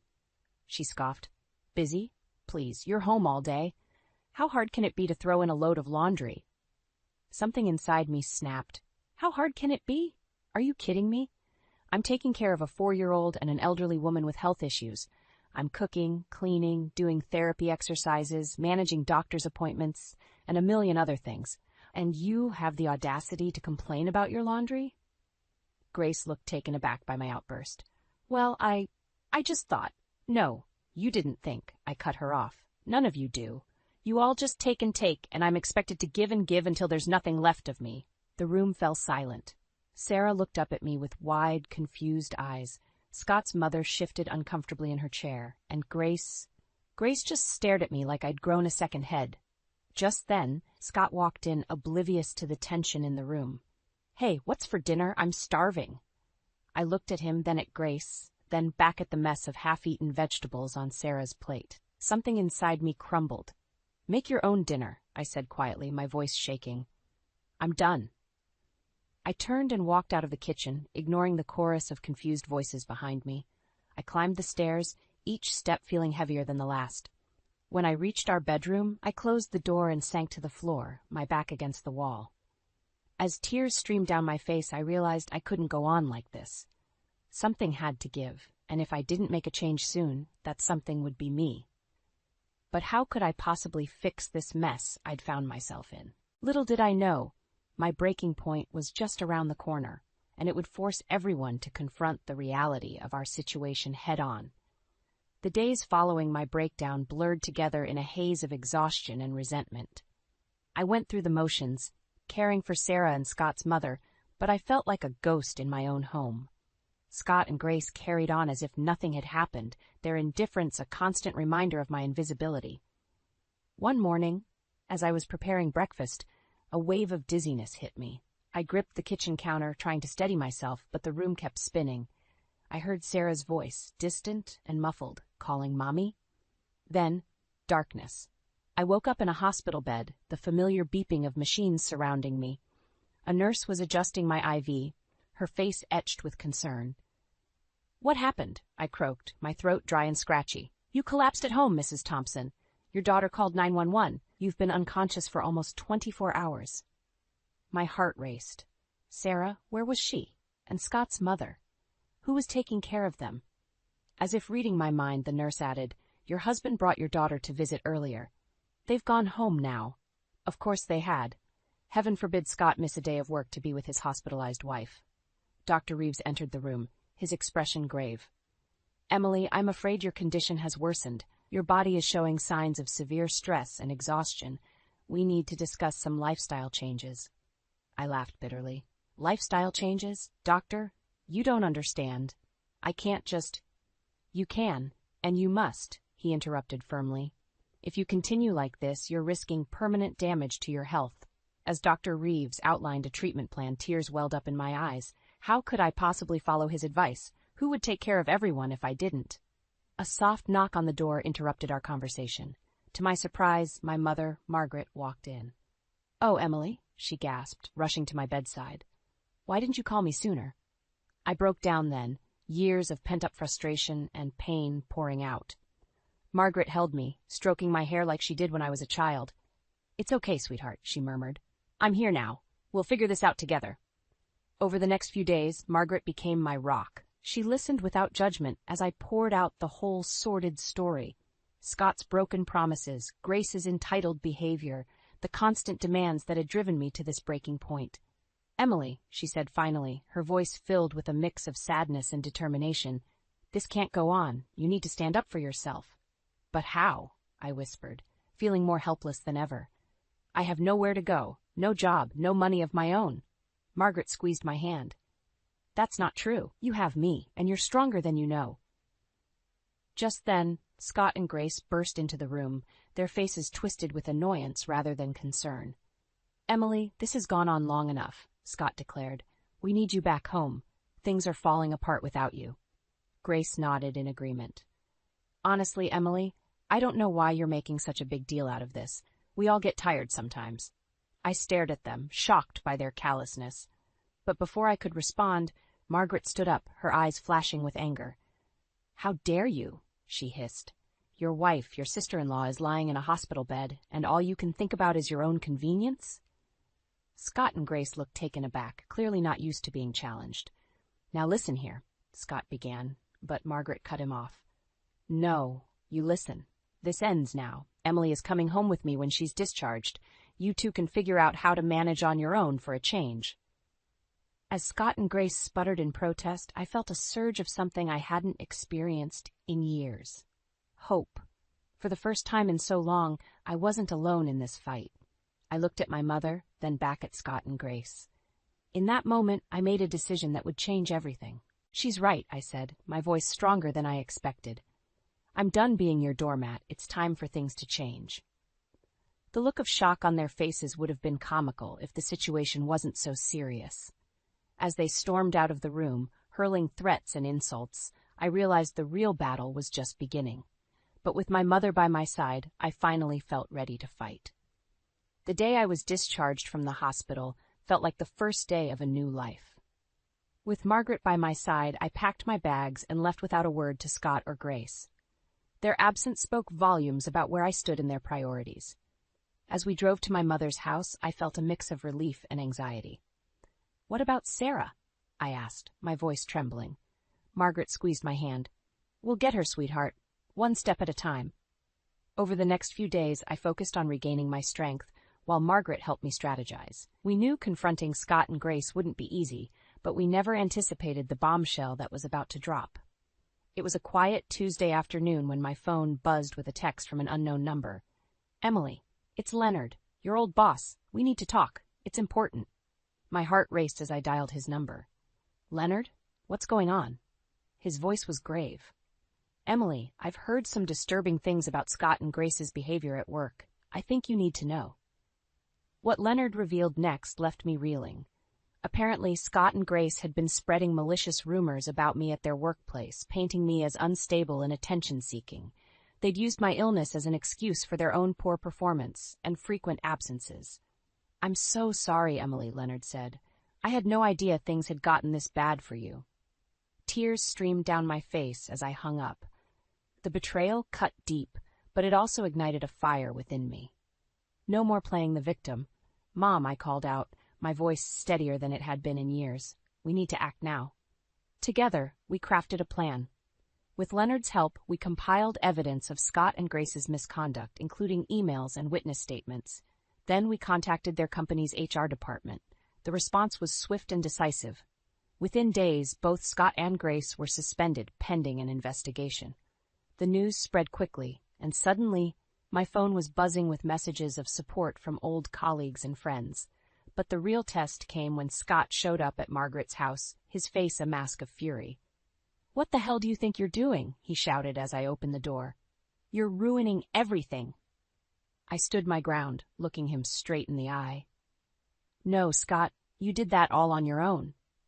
He tried to push past me, but Margaret appeared, standing tall beside me. You need to leave, Scott, she said firmly, unless you want us to call the police. As he stormed off, hurling threats and insults, I felt a weight lift from my shoulders. For the first time in years, I was standing up for myself. But our victory was short-lived. The next day, I received a call from my lawyer.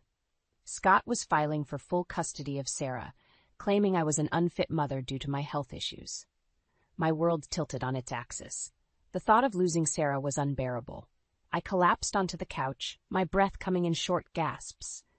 Margaret sat beside me, her arm around my shoulders. Emily, listen to me. We're not going to let this happen. You're a wonderful mother, and we have proof of Scott's negligence. We'll fight this.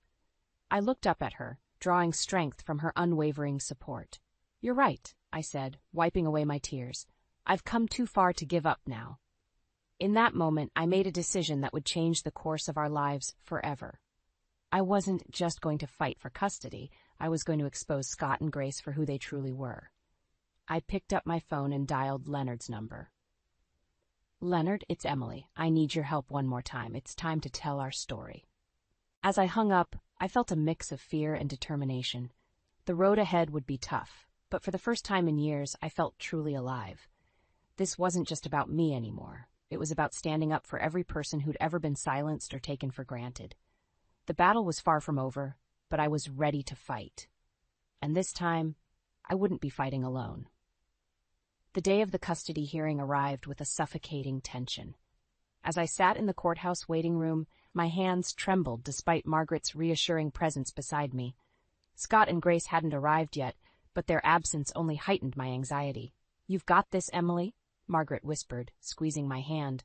Remember, we have the truth on our side. I nodded, trying to draw strength from her words. Just then, the doors burst open and Scott strode in with Grace close behind. Their faces were masks of cold determination, and my heart sank at the sight. Emily, Scott sneered, his voice dripping with disdain. I hope you're ready to say goodbye to Sarah. No judge in their right mind would grant custody to someone as unstable as you. Before I could respond, Grace chimed in. Really, Emily, this whole charade is pathetic. Just give up now and save everyone the trouble. I felt my resolve wavering under their cruel words, but Margaret stood up, her eyes flashing with anger. That's enough, both of you. You should be ashamed of yourselves. Scott opened his mouth to retort, but was interrupted by a familiar voice behind us. I couldn't agree more. We all turned to see Leonard standing there, a portfolio tucked under his arm and a determined expression on his face. Leonard? Scott sputtered, his composure cracking. What are you doing here? Leonard stepped forward, placing a supportive hand on my shoulder. I'm here to make sure the truth comes out, Scott. All of it. The color drained from Scott and Grace's faces as Leonard began to speak. He detailed their workplace misconduct, the lies they'd spread about me, and the evidence he'd gathered of their neglect and emotional abuse. I have sworn statements from colleagues, Leonard continued, his voice steady and clear. They all attest to Scott and Grace's behavior and the toll it took on Emily. Not to mention the records of Emily's medical condition, directly resulting from the stress they put her under. Scott's face contorted with rage. You can't do this, he shouted, lunging towards Leonard. In that moment, everything seemed to move in slow motion. I saw Scott's fist flying towards Leonard's face, heard Margaret's gasp of shock, and felt a surge of adrenaline course through my body. Without thinking, I stepped between them, my hand shooting up to catch Scott's wrist mid-air. Stop! I commanded, my voice stronger than I'd ever heard it. The room fell silent, all eyes on us. Scott stared at me, shock and confusion replacing his anger. This ends now, I said, my voice shaking but resolute. I'm not your punching bag anymore, Scott. I'm not your maid, or your scapegoat, or your doormat. I'm a person, a mother, and I deserve respect. I turned to face the stunned onlookers, including our lawyer and the court officials who had rushed in at the commotion. This is who they really are, I declared, gesturing to Scott and Grace. Bullies who resort to violence when they don't get their way. Is this really who you think should have custody of a child? The silence that followed was deafening. Then, slowly, people began to nod. I saw looks of sympathy and understanding replace the doubt and skepticism that had been there before. As security guards approached to escort Scott and Grace out, I felt a wave of exhaustion wash over me. The adrenaline was wearing off, leaving me feeling drained and vulnerable. But as I looked around at the supportive faces of Margaret, Leonard, and even strangers who had witnessed the scene, I realized something profound. I wasn't alone anymore. I had found my voice, and people were finally listening. As we were called into the courtroom, Margaret squeezed my hand one last time. "You did it, Emily," she whispered. "No matter what happens now, you've already won." I took a deep breath and stepped forward, ready to face whatever came next. The battle wasn't over, but for the first time, I truly believed I could win. The courtroom felt like a battlefield as I took the stand. Scott's lawyer, a sharp-eyed woman in a crisp suit, approached with a predatory smile. "Mrs. Thompson," she began, her voice dripping with false sympathy. "You claim my client has been neglectful, yet you willingly quit your job to care for his mother. Wasn't that your choice?" I took a deep breath, feeling the weight of everyone's eyes on me. "It was a decision we made together," I replied, my voice steadier than I felt. "Scott promised to support me. He didn't." The lawyer's smile tightened.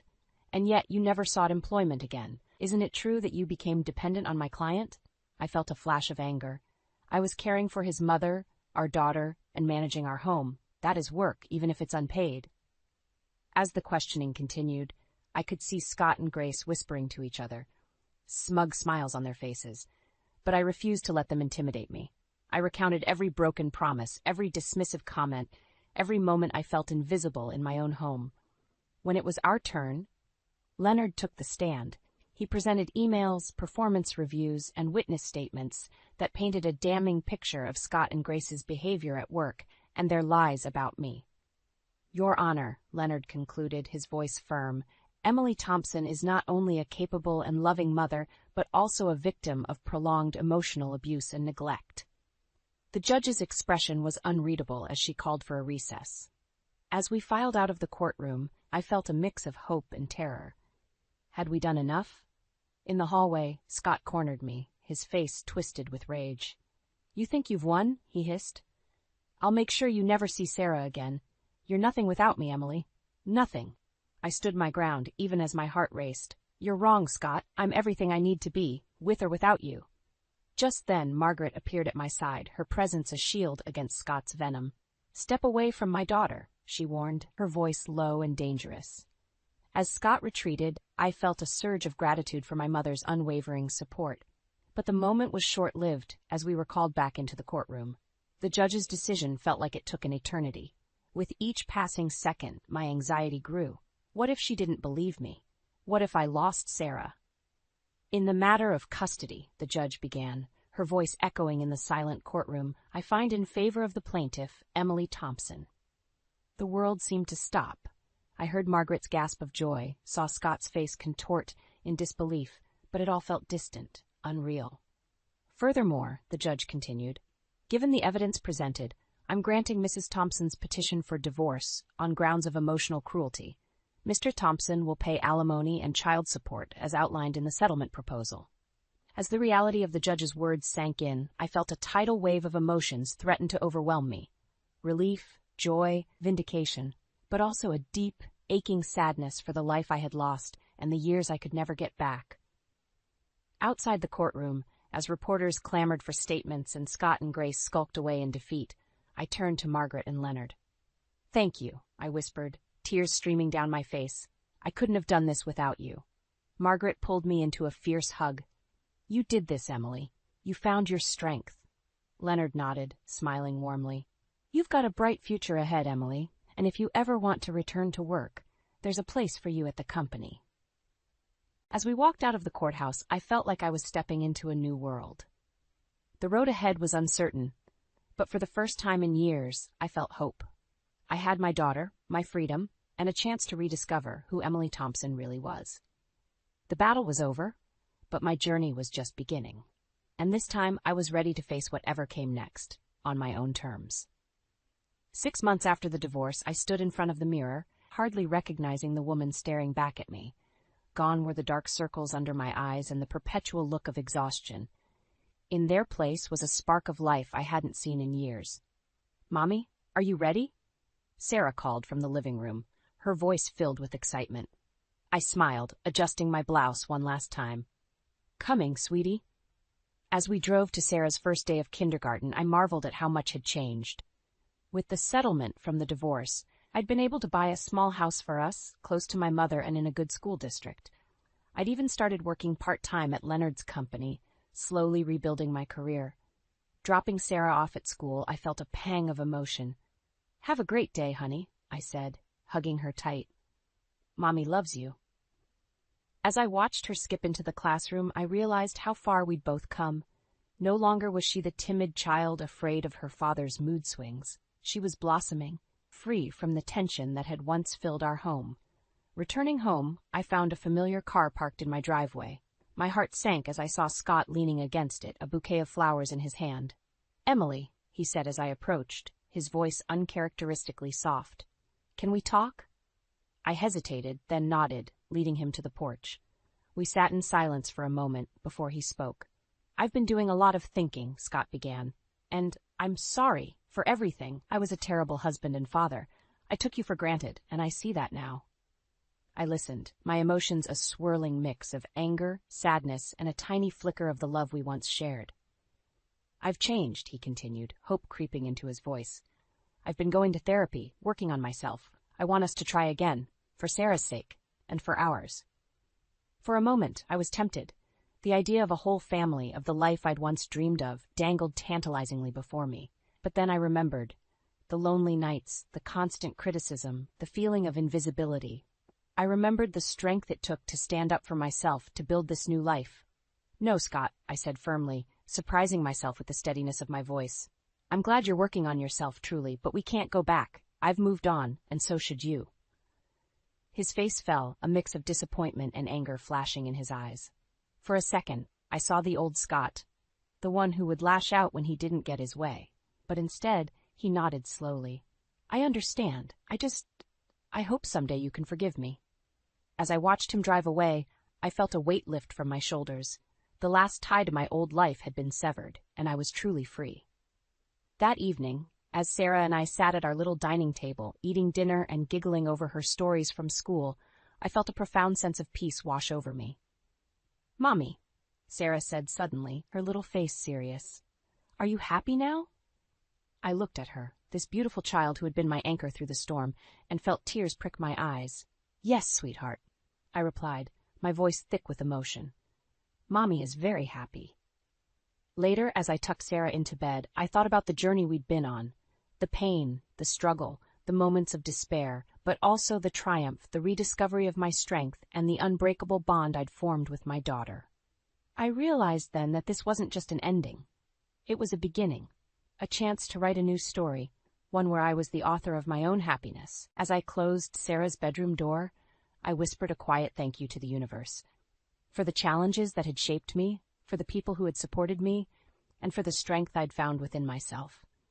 Tomorrow was a new day, full of possibilities, and for the first time in years, I couldn't wait to see what it would bring.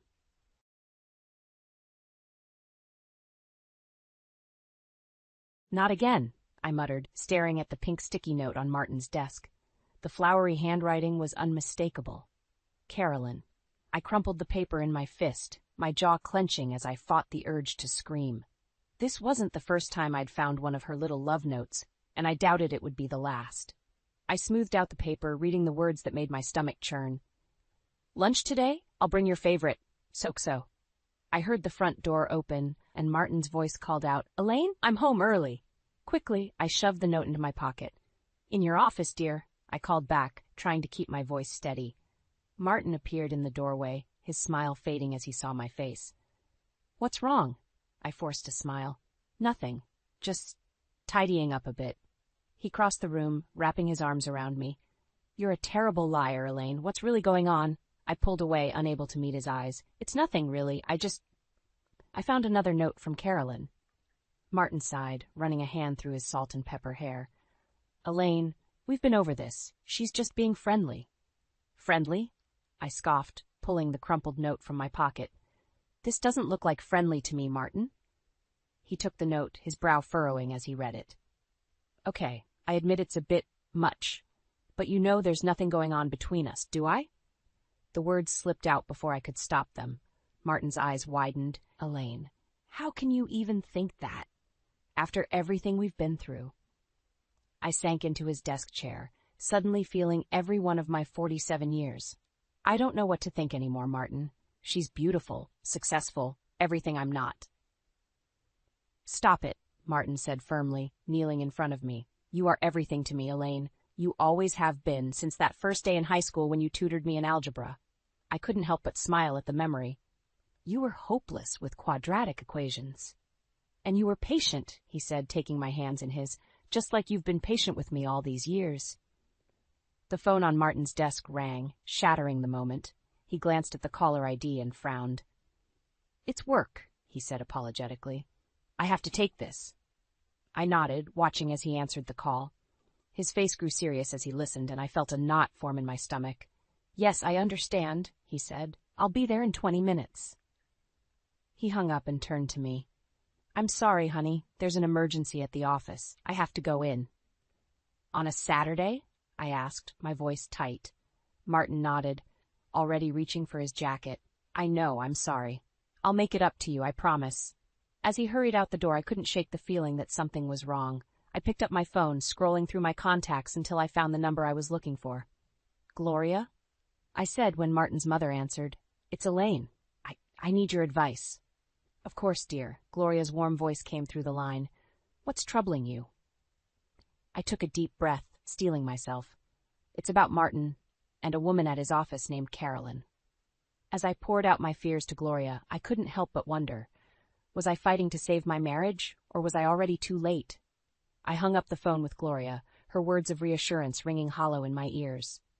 The house felt too quiet, too empty. I needed to do something, anything, to keep my mind off Martin and Carolyn. Grabbing my purse, I headed out the door. The farmer's market would be a good distraction, I thought. As I wandered through the stalls, the vibrant colors and bustling energy did little to lift my spirits. Elaine? A familiar voice called out.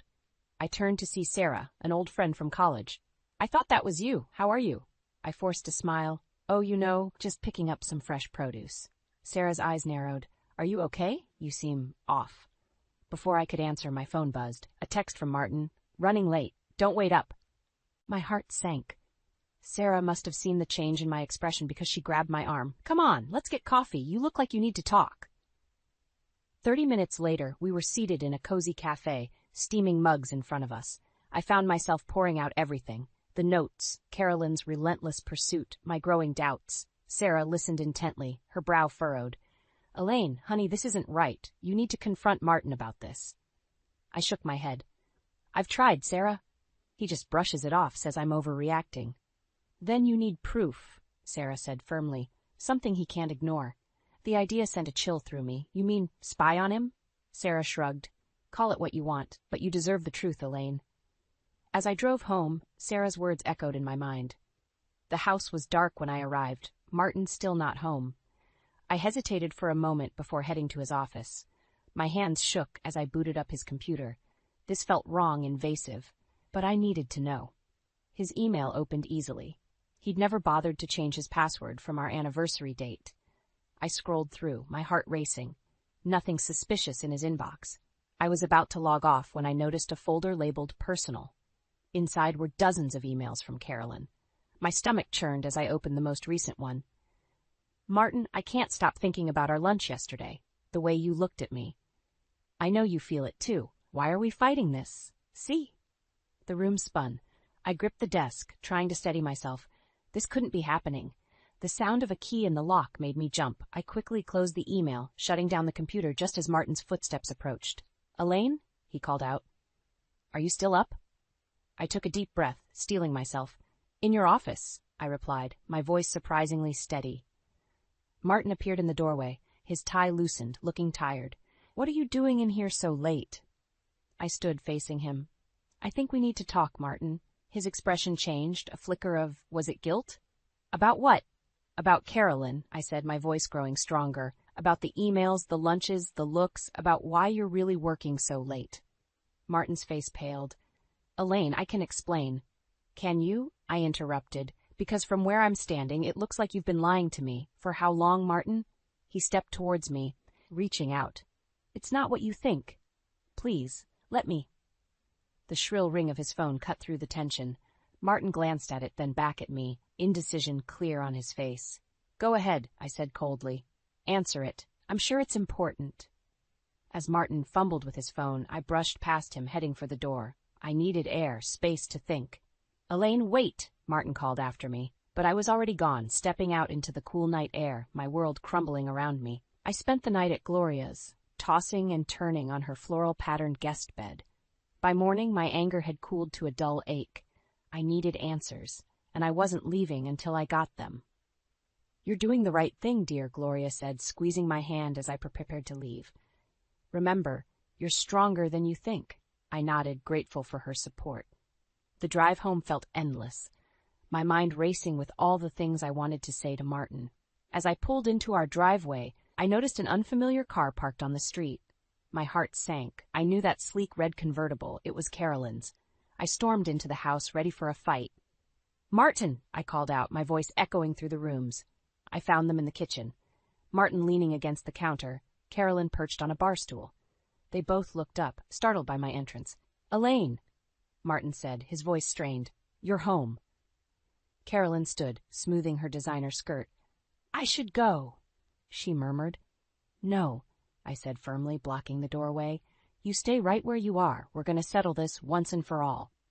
Martin stepped forward, hands raised placatingly. Elaine, please, this isn't what it looks like. I laughed bitterly. Really? Because it looks like my husband is having a cozy breakfast with the woman who's been trying to steal him away. Carolyn's face flushed. That's not fair. Martin and I are just what?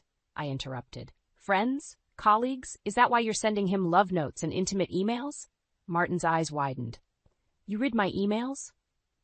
I had to know the truth, I shot back, and clearly I was right to be suspicious. Carolyn stood, her composure cracking. You don't understand. Martin and I have a connection. Enough, Martin's voice boomed, silencing us both. He turned to Carolyn, his expression hard. This has gone too far. I've told you before, I'm not interested. My heart belongs to Elaine, it always has. I felt a flicker of hope, quickly extinguished by doubt. Then why the secret meetings, the late nights at work? Martin sighed, running a hand through his hair. I've been trying to let her down gently. I didn't want to hurt anyone or cause problems at work, but I see now that was a mistake. He crossed the room, taking my hands in his. Elaine, I love you. Only you. I'm so sorry I ever made you doubt that. I wanted to believe him, but the pain of the past few weeks held me back. How can I trust you? Because I'm done hiding, Martin said firmly. He turned to Carolyn. You need to leave, now, and on Monday I'm going to HR to report your behavior. Carolyn's face crumpled. Martin, please. Go, he said, his voice leaving no room for argument. As Carolyn gathered her things and fled, I felt the tension in the room shift. Martin pulled me close, his familiar scent washing over me. I'm so sorry, he whispered. Can you ever forgive me? I pulled back, meeting his gaze. I want to, I said honestly, but it's going to take time. And work. Martin nodded, relief evident in his eyes. I'll do whatever it takes, I promise. As we stood there in our kitchen, the morning sun streaming through the windows, I felt a glimmer of hope. We had weathered storms before, and we could weather this one too. But as I relaxed into Martin's embrace, a nagging thought tugged at the back of my mind.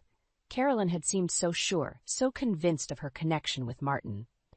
What if this wasn't the end? What if she wasn't ready to let go? I pushed the thought aside, focusing on the warmth of Martin's arms around me. We would face whatever came next together. But deep down, I couldn't shake the feeling that our troubles were far from over. The weeks following our confrontation with Carolyn were tense. Martin and I were trying to rebuild trust, but it felt like walking on eggshells. Every late night at the office, every text message sent my mind spinning with doubt. One evening, as we sat in uncomfortable silence over dinner, the doorbell rang. I answered it to find Gloria standing there, a concerned look on her face. I hope I'm not interrupting, she said, stepping inside. I just wanted to check on you two. Martin emerged from the dining room, surprise evident on his face. Mom, what are you doing here? Gloria's eyes darted between us. I've been worried. You've both been so distant lately. What's going on? I exchanged a glance with Martin, unsure how much to reveal. But before either of us could speak, Gloria continued. And don't try to tell me it's nothing. I ran into Carolyn at the grocery store yesterday. She seemed off. Kept talking about you, Martin, like you two were. She trailed off, her implication clear. Martin's face paled. Mom, it's not what you think. Carolyn's been causing problems at work, but I've handled it. Have you? I couldn't stop the words from slipping out, because from where I'm standing, it doesn't look handled at all. Gloria's eyes widened. Oh dear, I think you both better sit down and tell me everything. Over the next hour, we poured out the whole sordid story. Gloria listened intently, her expression growing more troubled with each revelation. I can't believe this, she said when we finished. Martin, how could you let it get this far? Martin hung his head. I thought I could manage it without hurting anyone. I was wrong. Gloria turned to me, her eyes soft with sympathy. And you, Elaine? You must be devastated.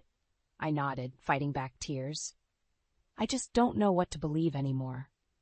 Well, I'll tell you what I believe, Gloria said firmly. I believe in the love I've seen between you two for decades, and I believe that if you're both willing to fight for it, you can overcome this. Her words hung in the air, heavy with meaning. Martin reached for my hand, and after a moment's hesitation, I let him take it. I want to fight for us, he said softly. If you'll let me. Before I could respond, Martin's phone buzzed. He glanced at it, his face darkening. It's Carolyn, he said. She's outside, says she needs to talk to me. My heart raced. Are you going to? Martin stood, his jaw set. Yes, but not alone. We're going to face this together. As we approached the front door, I could see Carolyn through the window, pacing on our porch. She looked disheveled, nothing like her usual polished self. Martin opened the door, and Carolyn's eyes lit up. Martin, I knew you'd come. She stopped short when she saw me and Gloria behind him. What are they doing here? She hissed. This is between us, Martin. No, it's not, Martin said firmly. Whatever you have to say, you can say it in front of my wife and mother. Carolyn's face contorted with anger. You don't mean that. We have something special, Martin. You can't deny it. I felt a surge of anger, stepping forward. That's enough, Carolyn. You need to leave. Now. She laughed bitterly. Or what? You can't keep us apart forever, Elaine. Martin will realize. I said leave, I shouted, surprising even myself with the force of my voice. Carolyn stumbled back, shock evident on her face. She looked at Martin, pleading. Tell her, Martin. Tell her how you feel about me. Martin's grip on my hand tightened. The only thing I feel for you is pity, Carolyn. Please, get help. As Carolyn fled down our driveway, sobbing, I turned to Martin. This isn't over, is it? He shook his head grimly. No, I don't think it is. But whatever comes next, we'll face it together. I nodded, a mix of fear and determination coursing through me. As we closed the door on Carolyn's retreating figure, I knew we had a long road ahead. But for the first time in weeks, I felt ready to fight for our love, no matter what it took. The days following Carolyn's meltdown on our porch were eerily quiet. Too quiet. Martin assured me he hadn't heard from her, but I couldn't shake the feeling that this was the calm before the storm. One afternoon, as I was folding laundry, Martin's phone buzzed on the nightstand. I hesitated, my hand hovering over it. We'd promised transparency, but this felt invasive. The screen lit up again, and my resolve crumbled. My heart stopped as I read the message preview. Carolyn, I miss you. Please, just one more. With shaking hands, I unlocked Martin's phone. The full message made my blood run cold. I miss you. Please, just one more night. What we had was special. I scrolled up, my vision blurring with tears. Dozens of messages, all from Carolyn, all intimate and pleading. Martin's responses were sparse, but they were there. Not now. We can't. This has to stop. But he hadn't blocked her, hadn't reported her to HR like he'd promised. I sank onto the bed, clutching the phone. How could I have been so naive? The front door opened, and I heard Martin call out, Elaine, I'm home early. I wiped my eyes, steeling myself. Upstairs, I managed to croak out. Martin appeared in the doorway, his smile fading as he took in my tear-stained face and his phone in my hand. Elaine, what's wrong? I held up the phone, my voice surprisingly steady. Care to explain these? He paled, reaching for the device. It's not what you think. Don't, I cut him off. Don't you dare tell me what I think. I trusted you, Martin. I believed you when you said it was over. Martin sat heavily on the edge of the bed. It is over. I swear, Elaine, I've been trying to get her to stop. By saying not now, I spat. That's not a no, Martin. That's a maybe later. He buried his face in his hands. I know. I messed up. I thought if I let her down gently, she'd eventually give up. And did she? I asked, already knowing the answer. Martin shook his head. No, if anything, she's gotten worse. She shows up at my office, calls me constantly. I didn't want to worry you, but what? I pressed. He looked up, his eyes haunted. She threatened to hurt herself if I cut her off completely. I didn't know what to do. My anger deflated slightly, replaced by a mix of pity and frustration. Oh, Martin, why didn't you tell me? I thought I could handle it, he said softly. I didn't want to burden you with my mistakes. I took a deep breath, trying to process everything. We're supposed to be partners, Martin. That means sharing burdens, even the ugly ones. He nodded, reaching for my hand. I let him take it, despite the hurt still churning inside me. What do we do now? I asked. Before Martin could answer, his phone buzzed again in my lap. We both looked down to see another message from Carolyn. I'm outside. We need to talk. My heart raced as I moved to the window. Sure enough, Carolyn's red convertible was parked across the street. She's here, I whispered. Martin stood, his face set with determination. Enough is enough. I'm going to end this, once and for all. As he moved towards the door, I caught his arm. Wait. We do this together. He hesitated, then nodded. Together. We descended the stairs, hand in hand, ready to face whatever came next. But as Martin reached for the front door, I couldn't shake the feeling that opening it would change our lives forever. I squeezed Martin's hand. Whatever happens, promise me one thing. He turned to me, his eyes questioning. Promise me there will be no more secrets between us, I said firmly. Martin nodded solemnly. I promise. With that, he opened the door and we stepped out to confront Carolyn and the uncertain future that awaited us. The moment we stepped onto the porch, I knew something was terribly wrong. Carolyn wasn't alone. 3 other women stood with her, all clearly intoxicated and radiating hostility. Well, Carolyn slurred, swaying slightly. If it isn't the happy couple. Martin tensed beside me. Carolyn, you need to leave, all of you. One of Carolyn's friends, a tall blonde, sneered. Oh, we're not going anywhere, not until you admit the truth, Martin. My heart raced. What truth? Carolyn stumbled forward, her eyes locked on Martin. Tell her, darling. Tell your wife about us. I gripped Martin's hand tighter, willing him to deny it. But his silence spoke volumes. Martin, I whispered, my voice breaking. He turned to me, anguish etched across his face. Elaine, don't you dare lie to her. Carolyn shrieked, lurching towards us. We were in love. Tell her. Martin stepped in front of me protectively. That's enough, Carolyn. You're drunk and delusional. The blonde friend laughed bitterly. Delusional? We've all seen the texts, the emails. You led her on for months. My world tilted on its axis. Months? I thought this was recent, but... Is that true? I asked Martin, my voice barely audible. Before he could answer, Carolyn lunged at me, her nails raking across my cheek. He's mine, she screamed. Chaos erupted. Martin wrestled Carolyn away while her friends shouted and pushed.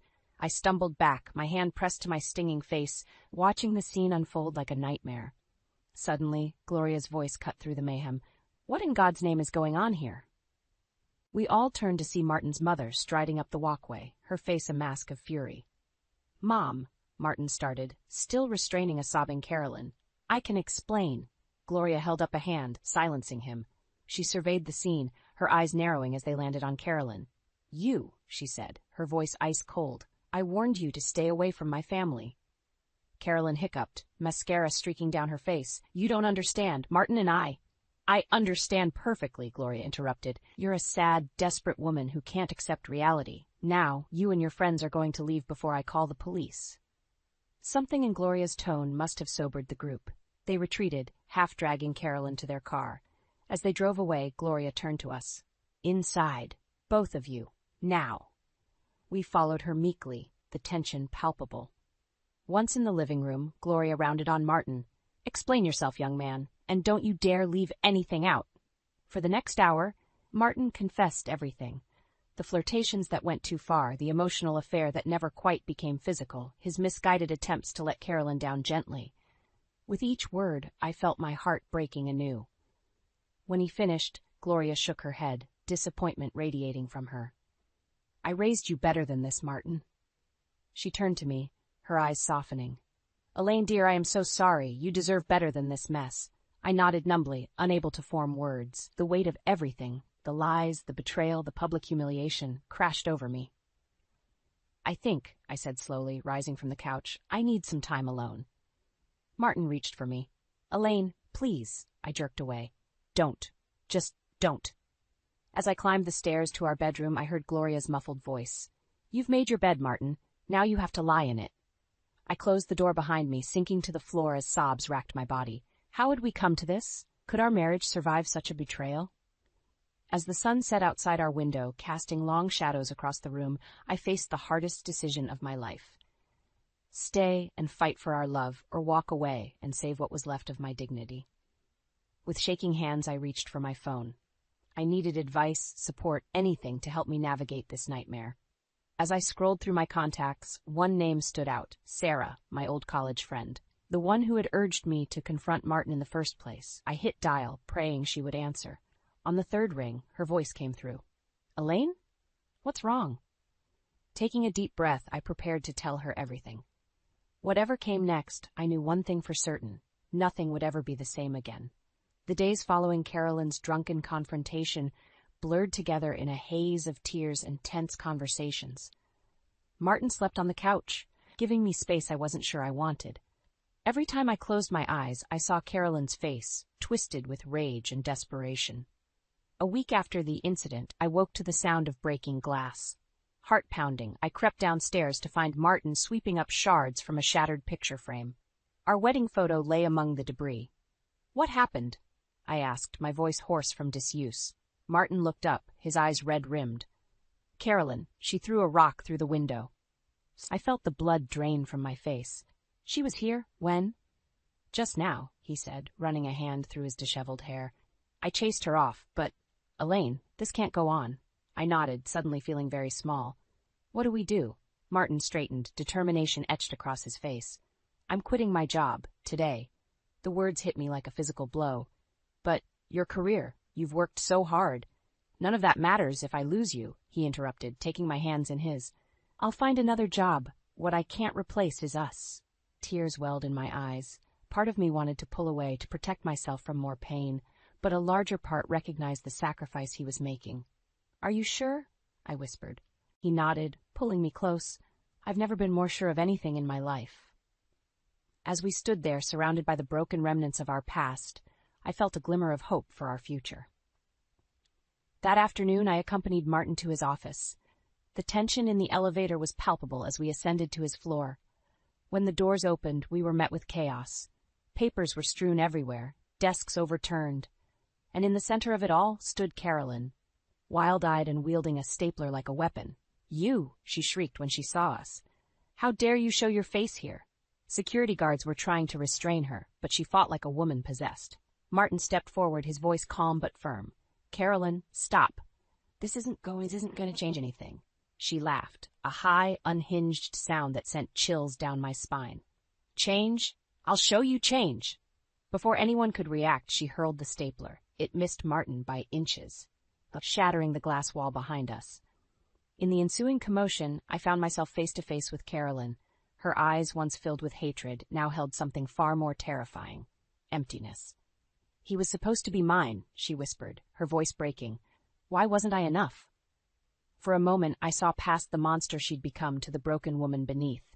I'm sorry, I said softly, but he was never yours to have. Security finally managed to subdue her, leading her away in handcuffs. As the elevator doors closed on her tear-streaked face, I felt a weight lift from my shoulders. Martin emerged from his boss's office, looking shell-shocked. It's done, he said. I've resigned. I took his hand, squeezing it gently. Let's go home. As we drove away from the building that had been the source of so much pain, I realized we were at a crossroads. Our life as we knew it was over. The future stretched before us, uncertain and terrifying. What now? I asked, my voice barely above a whisper. Martin glanced at me, a small smile playing at his lips. Now, we start over. Together. I nodded, feeling a mix of fear and excitement. We had weathered the storm, but the aftermath would test us in ways we couldn't imagine. As we pulled into our driveway, I saw Gloria waiting on the porch, her face etched with concern. I took a deep breath, steeling myself for whatever came next. "Ready?" Martin asked, his hand on the door handle. I looked at him, really looked at him for the first time in weeks. Despite everything, I saw the man I fell in love with all those years ago. "Ready," I replied, stepping out to face our new reality. Little did I know, the greatest challenge of our lives was yet to come. 2 months after Martin quit his job, life had settled into a new rhythm. We were healing, slowly but surely. That morning, as we walked hand in hand through the park, I felt a glimmer of the happiness we once shared. Then, in an instant, everything changed. A child's scream pierced the air. We turned to see a little girl chasing her ball into the street, a truck barreling towards her. Before I could react, Martin was running. Time slowed. I saw Martin reach the child, pushing her to safety. I saw the truck driver's horrified face. I saw Martin turn, his eyes meeting mine one last time. The impact was deafening. The days that followed were a blur of grief and disbelief. Gloria moved in, her own sorrow mingling with mine as we tried to navigate this new Martin-less world. It was Gloria who first noticed Carolyn's social media posts. "Elaine," she said softly one evening, holding out her phone, "you need to see this." I looked at the screen, my heart clenching. There, in stark black and white, was a post from Carolyn. "Missing my soulmate. Can't wait for our next secret rendezvous, my love." True love waits. Anger, hot and fierce, surged through me. How dare she? Even now, after everything, she was still living in her delusional world. "We have to stop this," I said, my voice steadier than I felt. Gloria nodded, a determined glint in her eye. "Together." The next day, we drove to Carolyn's apartment. With each mile, I felt my resolve strengthen. This ended today. Carolyn answered the door, her eyes widening in surprise. "Elaine? Gloria? What are you?" "We need to talk," I interrupted, pushing past her into the apartment. Carolyn's living room was a shrine to her obsession. Photos of Martin covered every surface, many clearly taken without his knowledge. "What is this?" Gloria gasped, horror evident in her voice. Carolyn's face flushed. "You don't understand. Martin and I—" "Martin is dead," I said, the words like shards of glass in my throat. Carolyn stumbled back as if struck. "No, you're lying. He can't be." "He died saving a child's life," Gloria added, her voice thick with emotion. 2 months ago."